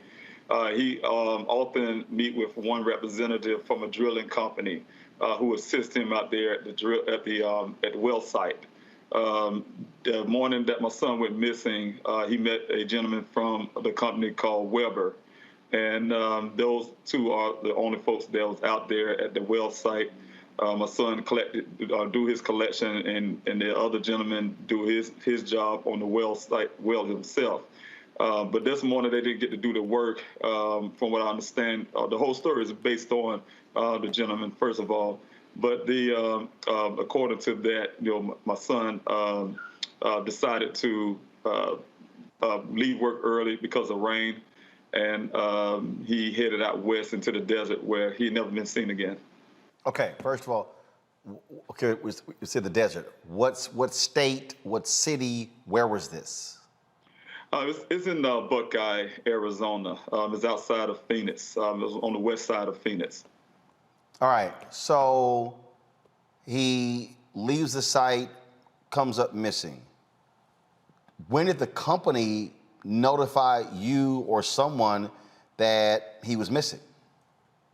Well, it's roughly around 5 o'clock. I live in Columbia, South Carolina. My daughter, she's also here in Phoenix. She's been living here, out here with my son out here also. And she alerted me. It had to be around 5 o'clock, here in Phoenix. And back home in South Carolina, she called me there and alerted me that the job, one of the workers from the job came to her house searching for him, looking for him. Okay, so someone came to the looking for him. Okay, so what did the company then do? When were police notified? Was his car found? Was items found? Was it any tracking of his phone? Anything? No. In fact, I called the police department. My son was living in Tempe at the time. They told me I need to talk to Buckeye Police Department because that's the last place he was seen. They had me wait 12 hours before I could put in a missing person report. And since then, the job, like I said, yes, question, no, the job have not did anything other than alerted my daughter that he left the job site. Whoa, hold on. Your son was working for the company. Yes, he's on duty. That's correct. The company did not initiate some type of some type of search. They did. So what did the company do? Just, hey, your brother's missing. Let us know if you hear from him. That was it? That was it. How many Black people work for this company? Well, my son, what I understand, I believe he is the only one. You know, you don't find too many geologists out there. He's, in that sense, a minority when it comes to that field. I'm proud of him. There's something he wanted to do, you know, when he came out of high school. So he landed his first job out here, and I was proud of him for that fact. Okay, so, all right, so he comes up missing. Was in the first 48, 72 hours, first of all, you had to wait 12 hours, I get that. Was any search conducted? Any aerial search? Was there any retracing of the steps? What has his vehicle been found? No, not at all. Not at all. The first search was 3 days afterwards. I asked them for the search the next morning. It took 3 days to search for him. That's correct. And who did that search? That was only because my auntie called, and I don't know what she said to them. They canceled the first search, and they decided to send a helicopter out there on the third day. That was, by the time they did that, I was almost to Phoenix, because the first day when they denied the search, you know, I was already in my car on the way to, you know, to find out what's going on at that point. So, company has done nothing. How long did they search for your son? Well, from what I understand, they did the third day when they did that search probably lasted for a few hours. I think it was roughly 2 hours. From that point, there was no more search until almost a month later, probably like 3 weeks, 2 to 3 weeks later. They had a Civil Air Patrol, because I requested that. The net search only came after the vehicle was found, and that was on July the 19th. Almost a month later, when my son went missing, a rancher found my son's vehicle in the ravine out there, about 2.5 miles away from where he went missing. A rancher. Your son's vehicle was discovered how long after he came up missing? It was on the 19th of July, almost a month, because my son went missing on June the 23rd. And almost a month later, on July the 19th, was when the rancher ran into my vehicle. So your son came up missing June 23rd. His vehicle was found in a ravine on July 29th. Were any personal effects found in there? Phone, anything? Well, actually, it was July 19th. I'm sorry, July 19th. That's right. And the thing was, when they found the vehicle was found, according to Buckeye, and also according to the rancher, my son's his clothing, everything from his underwear, his socks, everything he's wearing, his boots, his clothes was in a pile about 3 feet away from the vehicle. His safety vest that he was wearing that day when he went missing was another foot away from the vehicle, and the vehicle was lying on the side. His personal things, effects was with his clothing out there. His wallet, his cell phone was inside the vehicle, his personal computer, things like that. Derica, that all sounds absolutely strange, but it also goes to show what happens when you have no real interest. Had there been a real search conducted after that 12 hours, but actually before I ask that, Derica, Daniel, how far, miles or feet, how far was it where his vehicle was found in the ravine from where he was last? He was last with his coworker. What was the distance? 2.5 miles, and they did 2 searches out there, extensive searches, they say, right? 2.5 miles? 2.5 miles. That's correct. See, Derica, this is the thing that gets me. Clearly, he was able to access the area by vehicle. Okay, clearly he was able to access the area by vehicle. So if I'm sitting here, if you do a real search, you retrace where he last was. You absolutely do. And one of my questions is, did the police department, interview any of his colleagues? Did they bring them in for questioning? Did they bring in the cadets to do a grid search of that area? Did they ask for federal FBI resources to help with this case? Did they bring out the drones? Did they bring out the cadaver dogs? Nothing. They spent 2 hours. But in these other cases of people that don't look like us, they're spending from sunup to sundown. Is that what angers you, Daniel, in that if your son was a missing white woman, that this case would have been absolutely treated completely different? Yeah, and because I'm a father who loves my son, when I was on the way up here, I'm a go-getter. So the first thing I was doing is, as soon as I realized these guys from day one wasn't taking it really serious, I had to go find them myself. That's why I started my own search parties, and I've been doing it for 7 weeks straight, out there looking for my son. You also are trying to, I'm correct, hire a private investigator. What are you doing? A GoFundMe, Kickstart? What are you doing to help with that? To ask for help with that? Well, I've been out here, like I said, since June the 26th. From that time, of course, I have a home in South Carolina. I haven't been home since. But, while I'm out here, if I live in expenses, I had to be out here to get the searches going. I had to be out here to get my private investigator. I had to be out here, so, of course, after a while, the GoFundMe was there, created later to help me remain here because, I have to take care of things at home, take care of here, and pay the expenses here while I'm here. So after the searches of 7 weeks of searches, I'm desperate at this point. I can't get the Buckeye Police Department to move on really doing a serious search and investigation on my son. I was running out of resources. The GoFundMe helped me for a certain point. And then, because of the Gabby thing, my son, what I've been working hard for 3 months, finally came up. People started taking my son's stuff serious, and also to help with the GoFundMe, so now I can stay a lot longer to continue what I was doing. I'm about to open the searches back up again. Well, and Mr. Robinson, we're here to help you as well.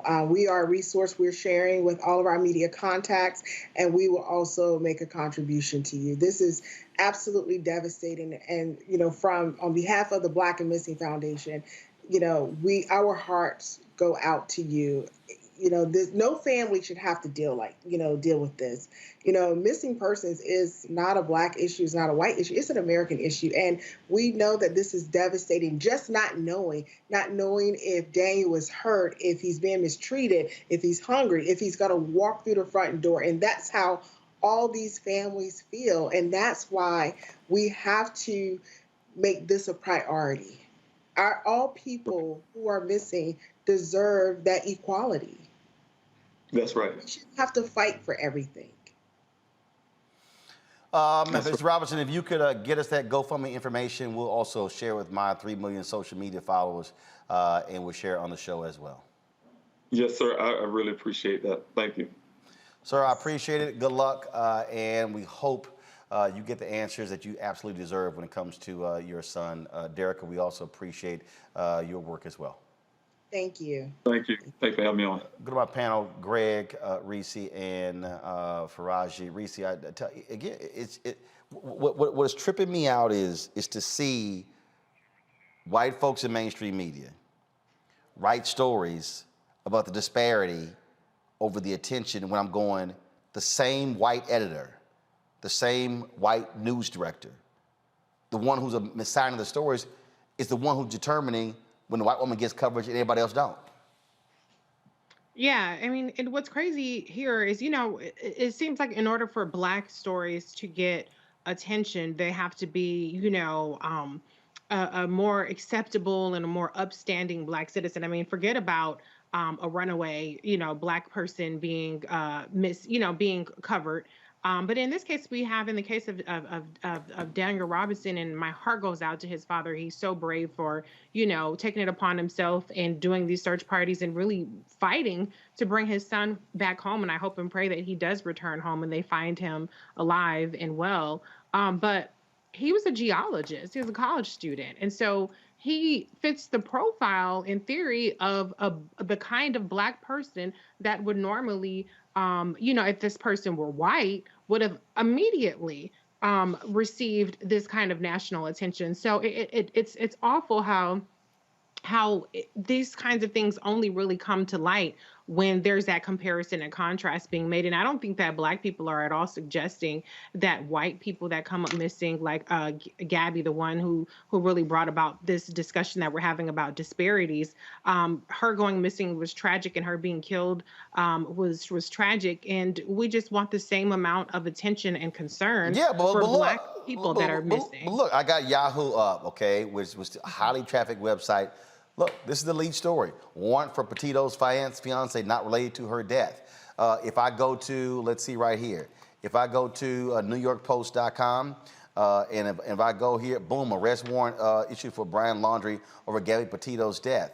I mean, when you start, bottom line is, when you see these kind of stories, Faraji, I mean, we see massive media attention. I'm talking about mainstream media throwing resources, multiple reporters, multiple staff on one missing white woman, and just repeatedly ignoring all the rest of these stories as if we don't exist. You on mute.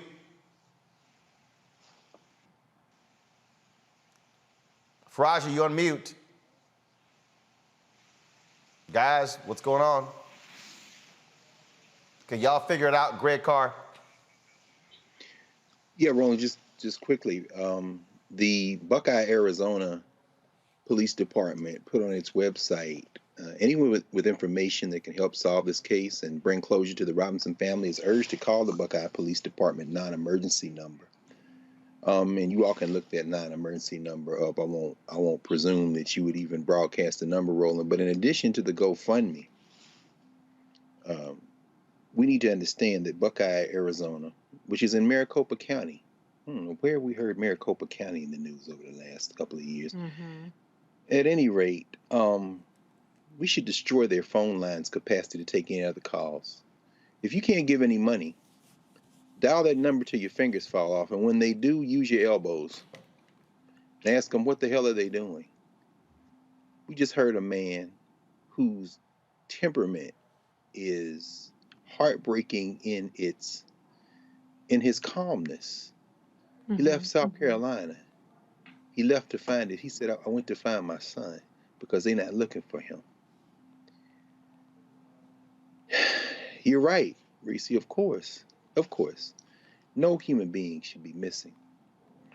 But as the LAPD used to say when they would get a call of Black folk, involving Black folk in Los Angeles, and the Jamaican philosopher Sylvia Wynter took this phrase that the LAPD developed and applied it to the study of Black folk in this country. She said, when the LAPD got a call and they realized it was Black or brown people, they would repeat over the radio NHI, no humans involved.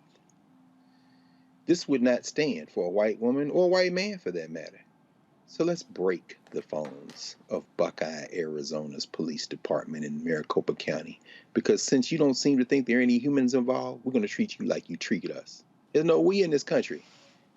I hope that you find it, brother. Roland, when you asked him that question, brother, and he narrated how they found all of his son's clothes, his underwear, his socks, his personal effects in his clothes, strewn out from that car, and then that 2.5 mile distance between where his last coworker had seen him.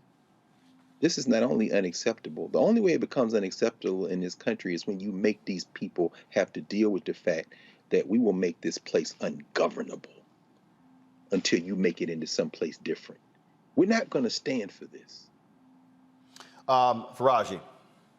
Yeah, I mean, I just think that it's interesting because when I look at a media scan of how, you know, this case with Gabby compared to the cases of Black children and Black people, it's always like the media says, you know what, we can do more. It's like this hypocritical stance that, yep, we recognize that we don't put enough emphasis on Black and brown missing people. We recognize that.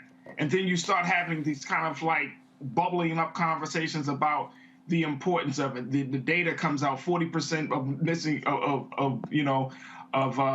people of color. I mean, all of this, but it's so hypocritical. It's really, really hypocritical.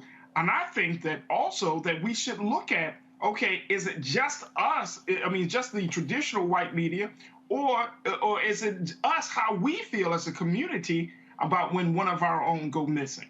I mean, it's each day in Black America, a child is taken, an adult finds themselves missing in this country, right among Black people, and we don't ask the right questions. We just kind of shove in. Oh, okay, they gone for a while, and then bodies end up somewhere, and all of those things. This happens right here in Baltimore.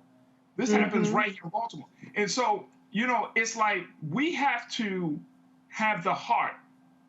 I mean, some of us do, obviously. You know, we can feel for the Dave family. We can feel for the brother Daniel Robinson's family. Right. We feel that pain. But we need to put that emphasis so that way we can't just put it all on the media. We got to take on that mantle ourselves. Absolutely, absolutely. So and somebody sent me a tweet. They said, my local news stations have spent so many resources. They all sent reporters to Florida, Wyoming, and Denver. Wow. Yeah, CNN has had reporters in multiple locations for the one case. That's how it happens. Hey, folks, earlier we told you about Until Freedom, how they were gathering at Friendship West Baptist Church in Dallas, gathering resources. Let's go live right now to Dallas, Texas. Linda Saussure is one of the co-founders of Until Freedom. Linda, give us a sense of how things have been going there. We were texting earlier, folks dropping off. I mean, are y'all overwhelmed with supplies? Dallas showed up. We are, as you can see, we have a steady line of people bringing stuff in. We went out and made some purchases here in the Dallas area. Angelo's here, co-founder of Until Freedom, myself and our team, and the wonderful people at Friendship West Baptist Church. Shout out to Freddie Haynes and all the wonderful volunteers that are out here standing in solidarity with our Haitian sisters and brothers at the border. And so y'all going to be driving 6 hours to Del Rio, Texas. And so, you know, how much stuff have folks brought? Is it one truck, two trucks, three trucks? How many trucks? Yeah, how many trucks? Yeah, so there are multiple trucks, but some are going to be going to different receiving stations. As you know, people are being released into Del Rio, and then they're being moved to places like San Antonio and Houston, which are some of the major cities that have major airports that people are being sent around the country. So the Del Rio is just a really small area. So this particular U-Haul truck that you see right here is the one that is going to be going to Del Rio, that has baby diapers, baby wipes, sanitary napkins for women, hand sanitizer, baby formula, just a lot of important basic necessities that people need just to feel a little dignified and have some basics for the trip that they have to make, either to San Antonio or to Houston or to other parts of Texas. And look, the reality is there are a lot of folks who are going down the Del Rio for the photo op. Y'all wanted to make sure that that y'all are helping the people. You gotten with Trey, the rapper out of Houston, his organization as well. And so y'all have really put together a strong coalition to provide some help to the folks there, these Haitian migrants. Absolutely, and we thank you, Roland, for always sharing and giving us this platform. This is about helping our Haitian migrants at the border, but it's also a way to shame the United States government for the treatment of the Haitian migrants at the border. It is their responsibility to bring supplies, to dignify these people, to support these people who are literally in desperation, which is why they're at the border. And so we are demanding that President Biden end Title 42, stop the deportations of these Haitian migrants, and figure out how to process them and give them the opportunity to access a safer and better life here in the United States of America. And so you talked about going to these multiple cities. Are you also organizing people in those cities to also give as well? And people they want to know, okay, I'm in a city, where do I go? If there's somebody out there who's watching and listening and they want to send money as opposed to supplies, where should they send it to? So yes, so as you can see, the majority of people who are here with us today are from the Dallas area. They are volunteers. They have come out in solidarity to support this effort. We are asking people to give resources to the Haitian Bridge Alliance. They are an organization that is at the front lines of supporting Haitian migrants across the border, and they have been doing this work for weeks now, not just because of this recent imagery that we saw. So give the Haitian Bridge Alliance. You can also support Until Freedom, untilfreedom.com. We are helping to coordinate and just really add our platform and our resources to this effort.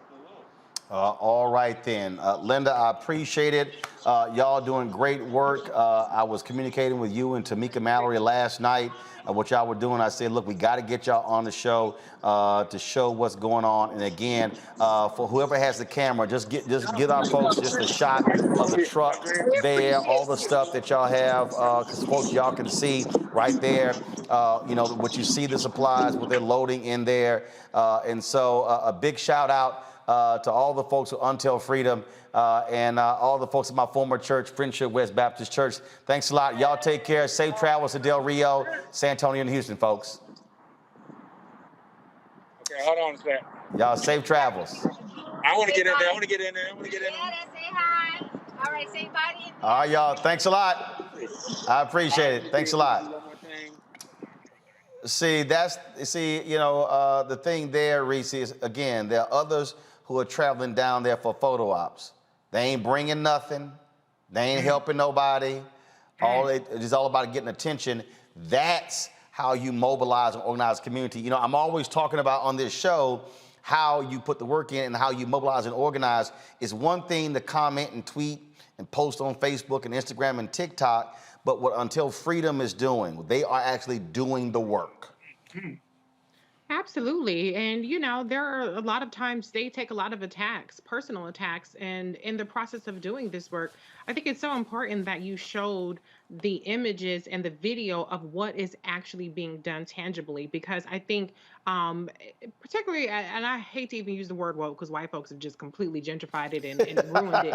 But there is a reluctance that some of us might have to send money because there's all these allegations of corruption and all these people don't send money, these people send money, these people this, that, and the other. But showing an organization that is, and you can see tangibly what they're doing and where they're going with it is so helpful, because people need to know that there are people on the ground doing the work. Everybody can't travel down to Del Rio. It's probably not even safe for a lot of people to be going down there. You need people that are really trained in this kind of action. To take that kind of direct action. But there are ways that we all can contribute, whether it's financially or whether it's going down there and volunteering and actually donating goods. So what I would encourage you to do is tune out the noise about this personality and that personality and who's doing X, Y, and Z. And the proof is in the pudding. It's all about the action. If you can see the action, then that's what you should be focused on, and how you can be a part of the solution instead of the noise machine. Raji? Yeah, I'm in complete agreement with Reese, and to also add to it, and I want us to make sure that we put out really accurate information. I see a lot of people talking about Cash App in this group or GoFundMe or you can donate here, Brother Roland. What is, and I want to get your take on this. What is the best way people can give money or to send supplies? And considering Del Rio is being secured by federal and state authorities, what's the likelihood that those supplies will be able to get to our people? Well, that's why, and when Linda said, they understand that people are not just in Del Rio. And so they're disseminating the supplies in different places. I would dare say to anybody out there, frankly, if you're not in Dallas or Houston or San Antonio, send money. Because here's the deal. If you're going to go to the store and buy some supplies, you're going to be spending money. And so she gave the name of the organization, Control Room. Please get me that name of the organization again that she mentioned. But she also Haitian Bridge Alliance. Haitian Bridge Alliance. Y'all, get a graphic together and put it on the lower third. Type it in what the website is. Also, go to the Until Freedom website. That's what I would do. I would just simply, it would be a matter of resources. That's what I would do. Greg, you know, we talk about this all the time. Why Black-owned media matters. The reality is MSNBC, Fox, and CNN, these networks, they're not going to do that. They're caught up in other sort of stuff. This is why, as your brother said in that promo we're running, our eyeballs need to follow or go where we are. That needs to happen because when we're able to build capacity, when we're able to have not 2,776 watching on YouTube, or right now I think it's 1,400 watching on the Black Star Network app, or Facebook has actually been suppressing our damn live notifications, so our numbers are like 200 and 300 on Facebook. The reality is, when we can build it and have 2 and 3 and 4 and 500,000, that's building capacity. Stories like this, why it matters. Greg, I think you're on mute. I am. I'm sorry. I was on mute that time. As my brother said, you're right, Roland. Bring your eyeballs home. And we all run into people all the time who watch. They may not watch in real time. They go back and watch later. But, you know, not only do we not expect white-facing media and white-stream media to do that, because this is our mainstream, we shouldn't rely on them.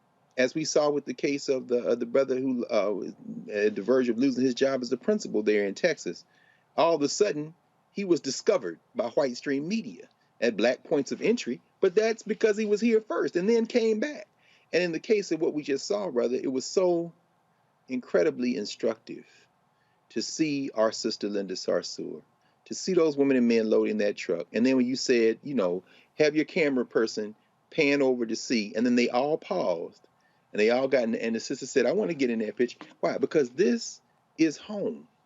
I mean, today would have been the 95th birthday of John Coltrane. You know, what we saw was, you know, to borrow from his famous recording, the title, A Love Supreme. Yesterday was Jeremiah Wright's 80th birthday. Baba J, you know, happy birthday, brother. And of course, Freddie Haynes is one of his spiritual sons. When the white media tried to crucify Jeremiah Wright, when he said, if this is what America's about, then God blank America, he wasn't talking about the people. He was talking about any system that would put people in that kind of crisis. So finally, looking at that, brother, you know, I think about the great Paul Robeson, who made a recording before they took his passport, he and his wife, before they accused him of being enemies of the state, before they tried to break Paul Robeson, before Paul Robeson spent the last 10 years of his life convalescing at his sister's house in Philly. He was one of the greatest recording artists, most popular recording artists in the world, great film star and all that, and an alpha, but you know, he had good sense to choose that early. But when he recorded that song, The House I Live In, he starts with, what is America to me? A name, a map of a flag I see, a certain word, democracy. What is America to me? But what we just saw is what it is. He said, it's the house I live in. My neighbors, white and black. He said, the church, the school, the clubhouse, the million lights I see, but especially the people. So when I say there is no we, there ain't no we. There's the people, and it starts locally. So if y'all want to do something, and you think there's an America beyond the people who do things like we just saw, if you don't have any money to give, pick up the phone again. Call the White House. Ask Joe Biden's administration why they're appealing the court decision that said you got to stop not letting people in and blaming COVID. Call the Biden administration at the places that Sister Sarsour just let us understand. If they're going to let them in the country, they're going to fly them to places and give them a notice to appear. You need to bang on the Senate, bang on the Congress, bang on the Biden administration, and ask them, What is your policy toward Haitians? What is your policy toward Black people? Are you going to let those people stay here? And then, Roland, I don't know where Kristen Clark is in this or where our sister Vanita Gupta is, but we need to find out what the Department of Justice, what their interface is with this Biden administration policy of continuing the Trump administration policy. If you ain't got no money, get involved in the political process. But that's why Black Star is here, brother. Yes, sir. Indeed. Folks, we're not done. We're not done. First of all, I'm done with the panel. We're not done. First of all, I had a conversation the other night on Clubhouse where I was talking about holding these companies accountable in the wake of death of George Floyd. All these billions, they promised $30 to $50 billion. All these companies talking about how they going to support Black-owned media. They ain't spending the money. I've been calling folks out. And so I had a conversation on Clubhouse. It was interesting because folks were like, oh, why you on Clubhouse? Well, actually, I had a conversation on Clubhouse to tell people we're going to have part 2 on Fanbase. Black-owned app launched by Isaac Hayes III. I'm one of the folks who part of the crowd fund, which he got $3.5 million through crowdfunding to further develop the app. And so I said, we can't talk about Black economic empowerment if we are willingly gonna have conversations on Clubhouse, but don't wanna go over to Fanbase. And so go to my computer. So at 9 p.m. in 48 minutes, I'm gonna have part 2 of our conversation on Fanbase. I want y'all to download the Fanbase app. We're gonna have a conversation over there. Let's blow it out. And I'm gonna walk y'all through this thing with these advertising agencies. I'm gonna walk y'all through why I call out brands specifically, because y'all need to understand what's going on. And so download that Fanbase app. Trust me, you want to check that out. Also, of course, yesterday we talked about the death of Melvin Van Peebles. Just tremendous man, amazing story. And so the director, Michael Schultz, he did Car Wash, he did Coolie Hot and others. I'm double checking because he recorded, he wanted to come on the show live. He's actually working, he sent me a video. I'm not sure if the video has come through, doesn't appear that way. So I'm gonna send him a text again and try to get that video.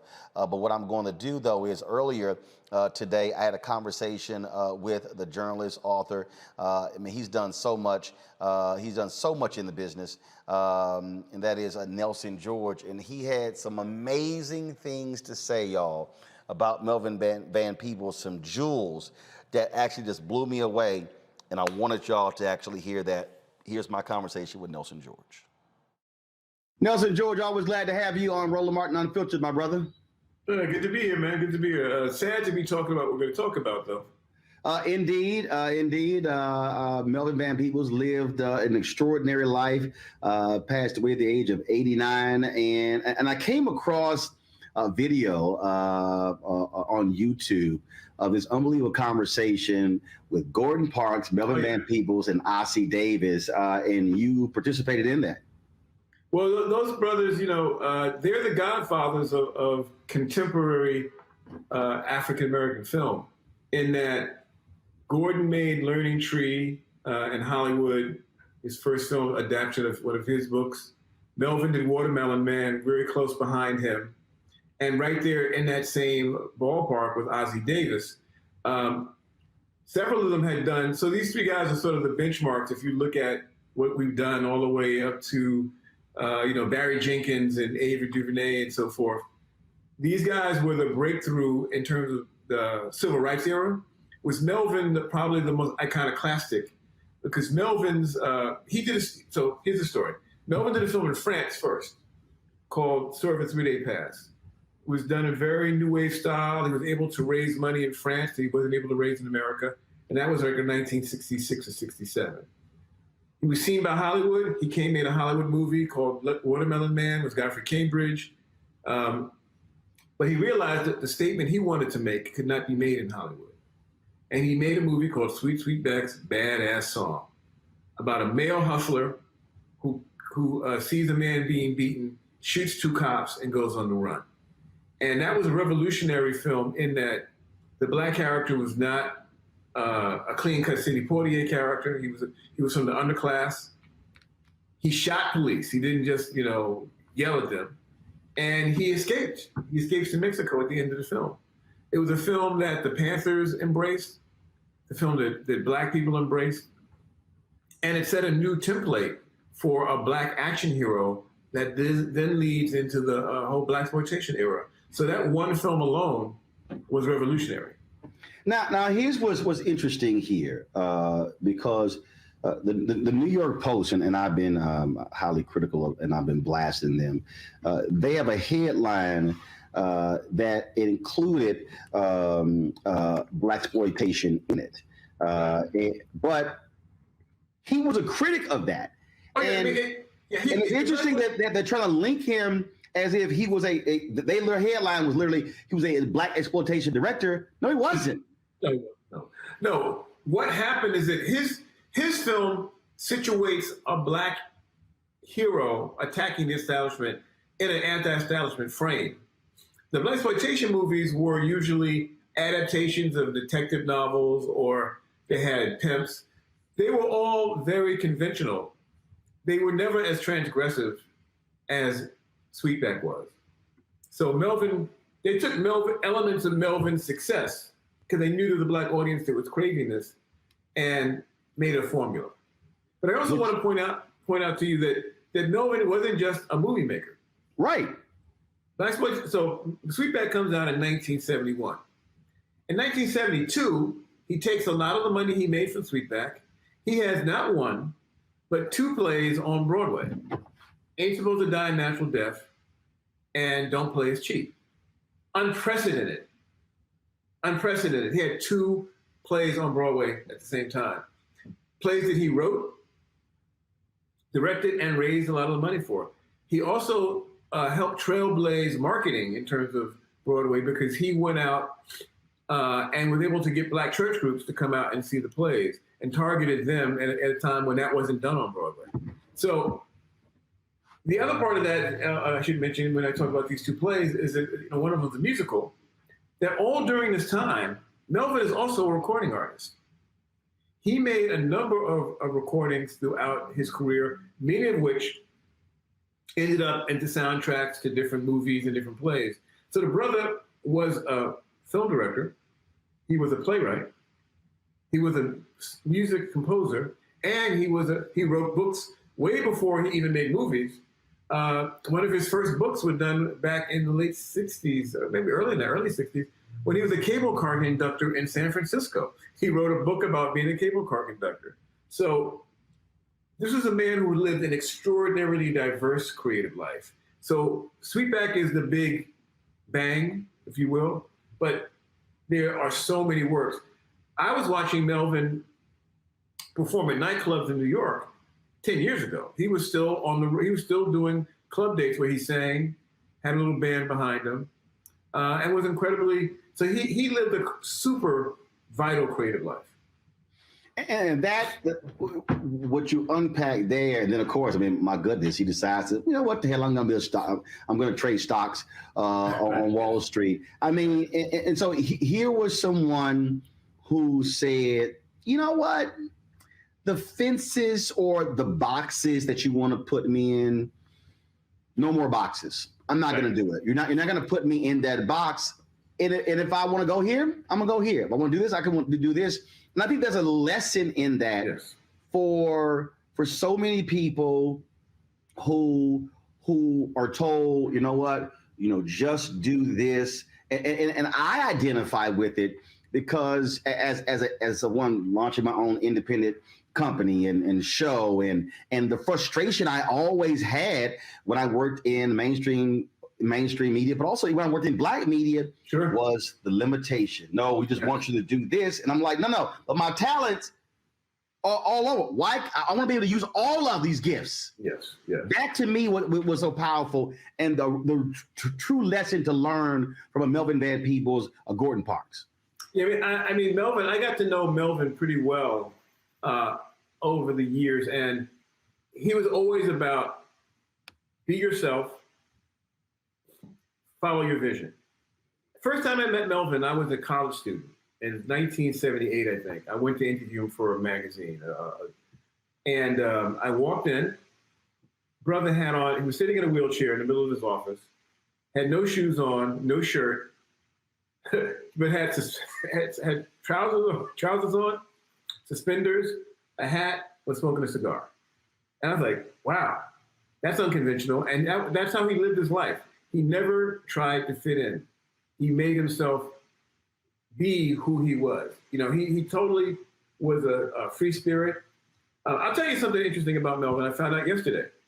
So I have an agent at CAA who was friends with Melvin. He says that when he joined CAA in early 90s, Melvin negotiated his contract. I said, are you kidding me? He said, no, Melvin knew money.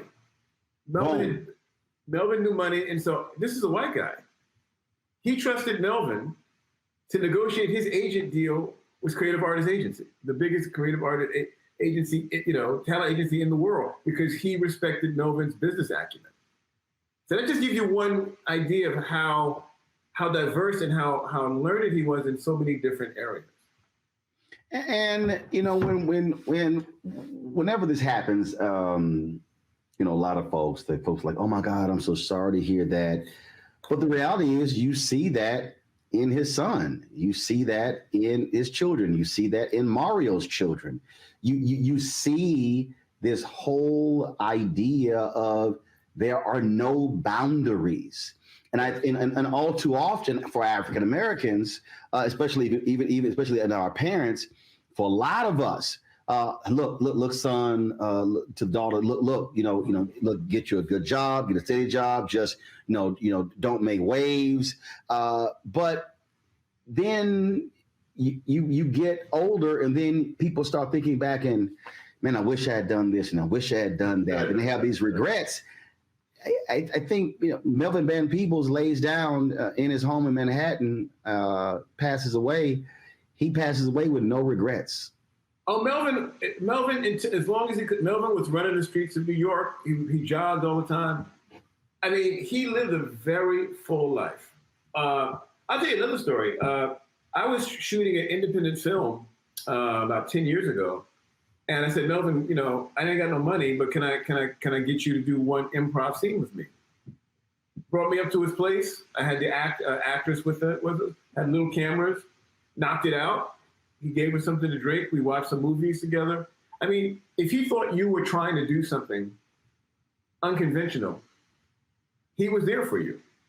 And I felt like he was, for me, it was great to get to know him, because he was someone who, and you'll find this in everybody, anybody who's around Melvin for any amount of time was inspired. Inspired because he wasn't conventional. He didn't fit any of the boxes of open mobility, but he always was moving forward. His apartment, he designed the furniture in his apartment. He had a hot dog that was a dresser. He had like the back of a truck in his living room that spewed kind of like smoke. He had paintings. He was a constantly inventive. And I think for anyone who's living a creative life, the idea is not to be boxed in, as you said, and it's also to be constantly doing stuff. You're never going to retire. Retiring is for people who have a 9 to 5. If you're out in this world trying to create visions, go for it constantly. Always be experimenting, always be learning, always be challenging yourself. And just to be in his proximity was to feel that energy and to feel that history. I mean, the brother came from, at one point, he left Chicago. He was a cable car reporter in San Francisco. At one point, he lived as a street painter in Mexico City. He went to Paris. He lived in Amsterdam and went to school in Amsterdam, and then went to Paris, where he sort of began his life as a writer and ultimately a filmmaker. So he was also not afraid to move out of his comfort zone. Being a Black man traveling the globe throughout the 50s, he was able to open his vision, and not be boxed in by the American boxes. What you just said, that I think really stands out when you said, look, man, I don't have any money for it. Can you do this? He's like, no problem. And that, if there's one thing, Nelson, that sort of drives me crazy, and it really does. And I said this a couple of weeks ago on Twitter. I said, it doesn't actually cost me anything to help somebody out and retweet something. It doesn't. if somebody hits me up and say, "Hey, Roland, can you do me a solid and do a mention on your show?" Okay. Now, obviously, that's relationship. Sure. Because you also know that person and who they are and what they do. But this is someone who, like you said, if I see somebody who's trying to do something, man, I'm gonna go ahead and help you. That is in many ways is uncommon. That's not common. It's uncommon for folks to do that. And I think a lot of people, when we talk to elders who've become ancestors, it's amazing how that is a consistent theme when we talk about many of those ancestors. Oh, listen, I'm working on a documentary right now about Willie Mays. Willie Mays is 90 years old. Mm-hmm. And the key phrase in Willie's life is take care. He says, so-and-so took care of me. I took care of blah, blah, blah. In other words, he was mentored by older black ball players. And then he became a mentor to a younger black ball player. And he felt that was part of what you did. I feel like that's an important part of Melvin's DNA, and perhaps that whole generation of people who came up during the Depression. These are Depression babies. And so no one had anything when they first came up. So if you had something, you gave someone, a shirt. You let someone use your pants because there was no money, and all you had was each other. And so he had a very strong sense of community. A lot of folks have known Melvin for years. There's so many young now middle-aged filmmakers who were young filmmakers who gravitated around him and sat and listened to him. He wasn't someone who gave inspirational speeches. His life was inspirational. How he lived was inspirational. Now, I started smoking cigars because of Melvin. Well, as somebody who's allergic to cigars, I'll pass on that one. Okay. But I'll grab. I'll do all the other stuff that he did. As you said, man, an extraordinary life. I've had opportunity because I was literally just in LA a few weeks ago where I interviewed Mario for this one-on-one series that I'm going to be launching on my OTT network, Black Star Network. And we were able to use some stuff in the tribute last night as he talked about his dad and some life lessons and things along those lines. And the reality is what he did in his life, he certainly passed on to his children. And at the whole point, what you said about Willie Mays, take care. Mario is passing on to his children. And hopefully that's what other people will learn, that it doesn't make sense to have all of this knowledge and expertise that is just sitting in your head. Share it, bless it with some other folk, and give them a sense of what freedom is like, what free expression is like, and what independence is like. Yes, absolutely. Because Melvin was the ultimate independent. He made films, he wrote books, he made plays, he made records. He made them and then figured out how to get them out. And that's what he did his whole life. And he stayed one of the most idiosyncratic and interesting artists in American history. And of course, I'm 52, be 53 in November. You are in the same area, same age, and we sit here and go, damn, we got more work to do, all the stuff that brother did. Absolutely. I said that to my fiance last night, like, wow, I thought I was working. I ain't working hard enough. There you go. Nelson, always good to see you, my brother. Thank you for having me. You take care. Take care. That is it for us, folks, on Roland Martin Unfiltered here on the Black Star Network. Don't forget to download the Black Star Network app on all available platforms: iPhone, Android phone, Apple TV, Android TV, Roku, Amazon Fire Stick, Xbox Smart TV. Also, be sure to join our Bring the Funk fan club.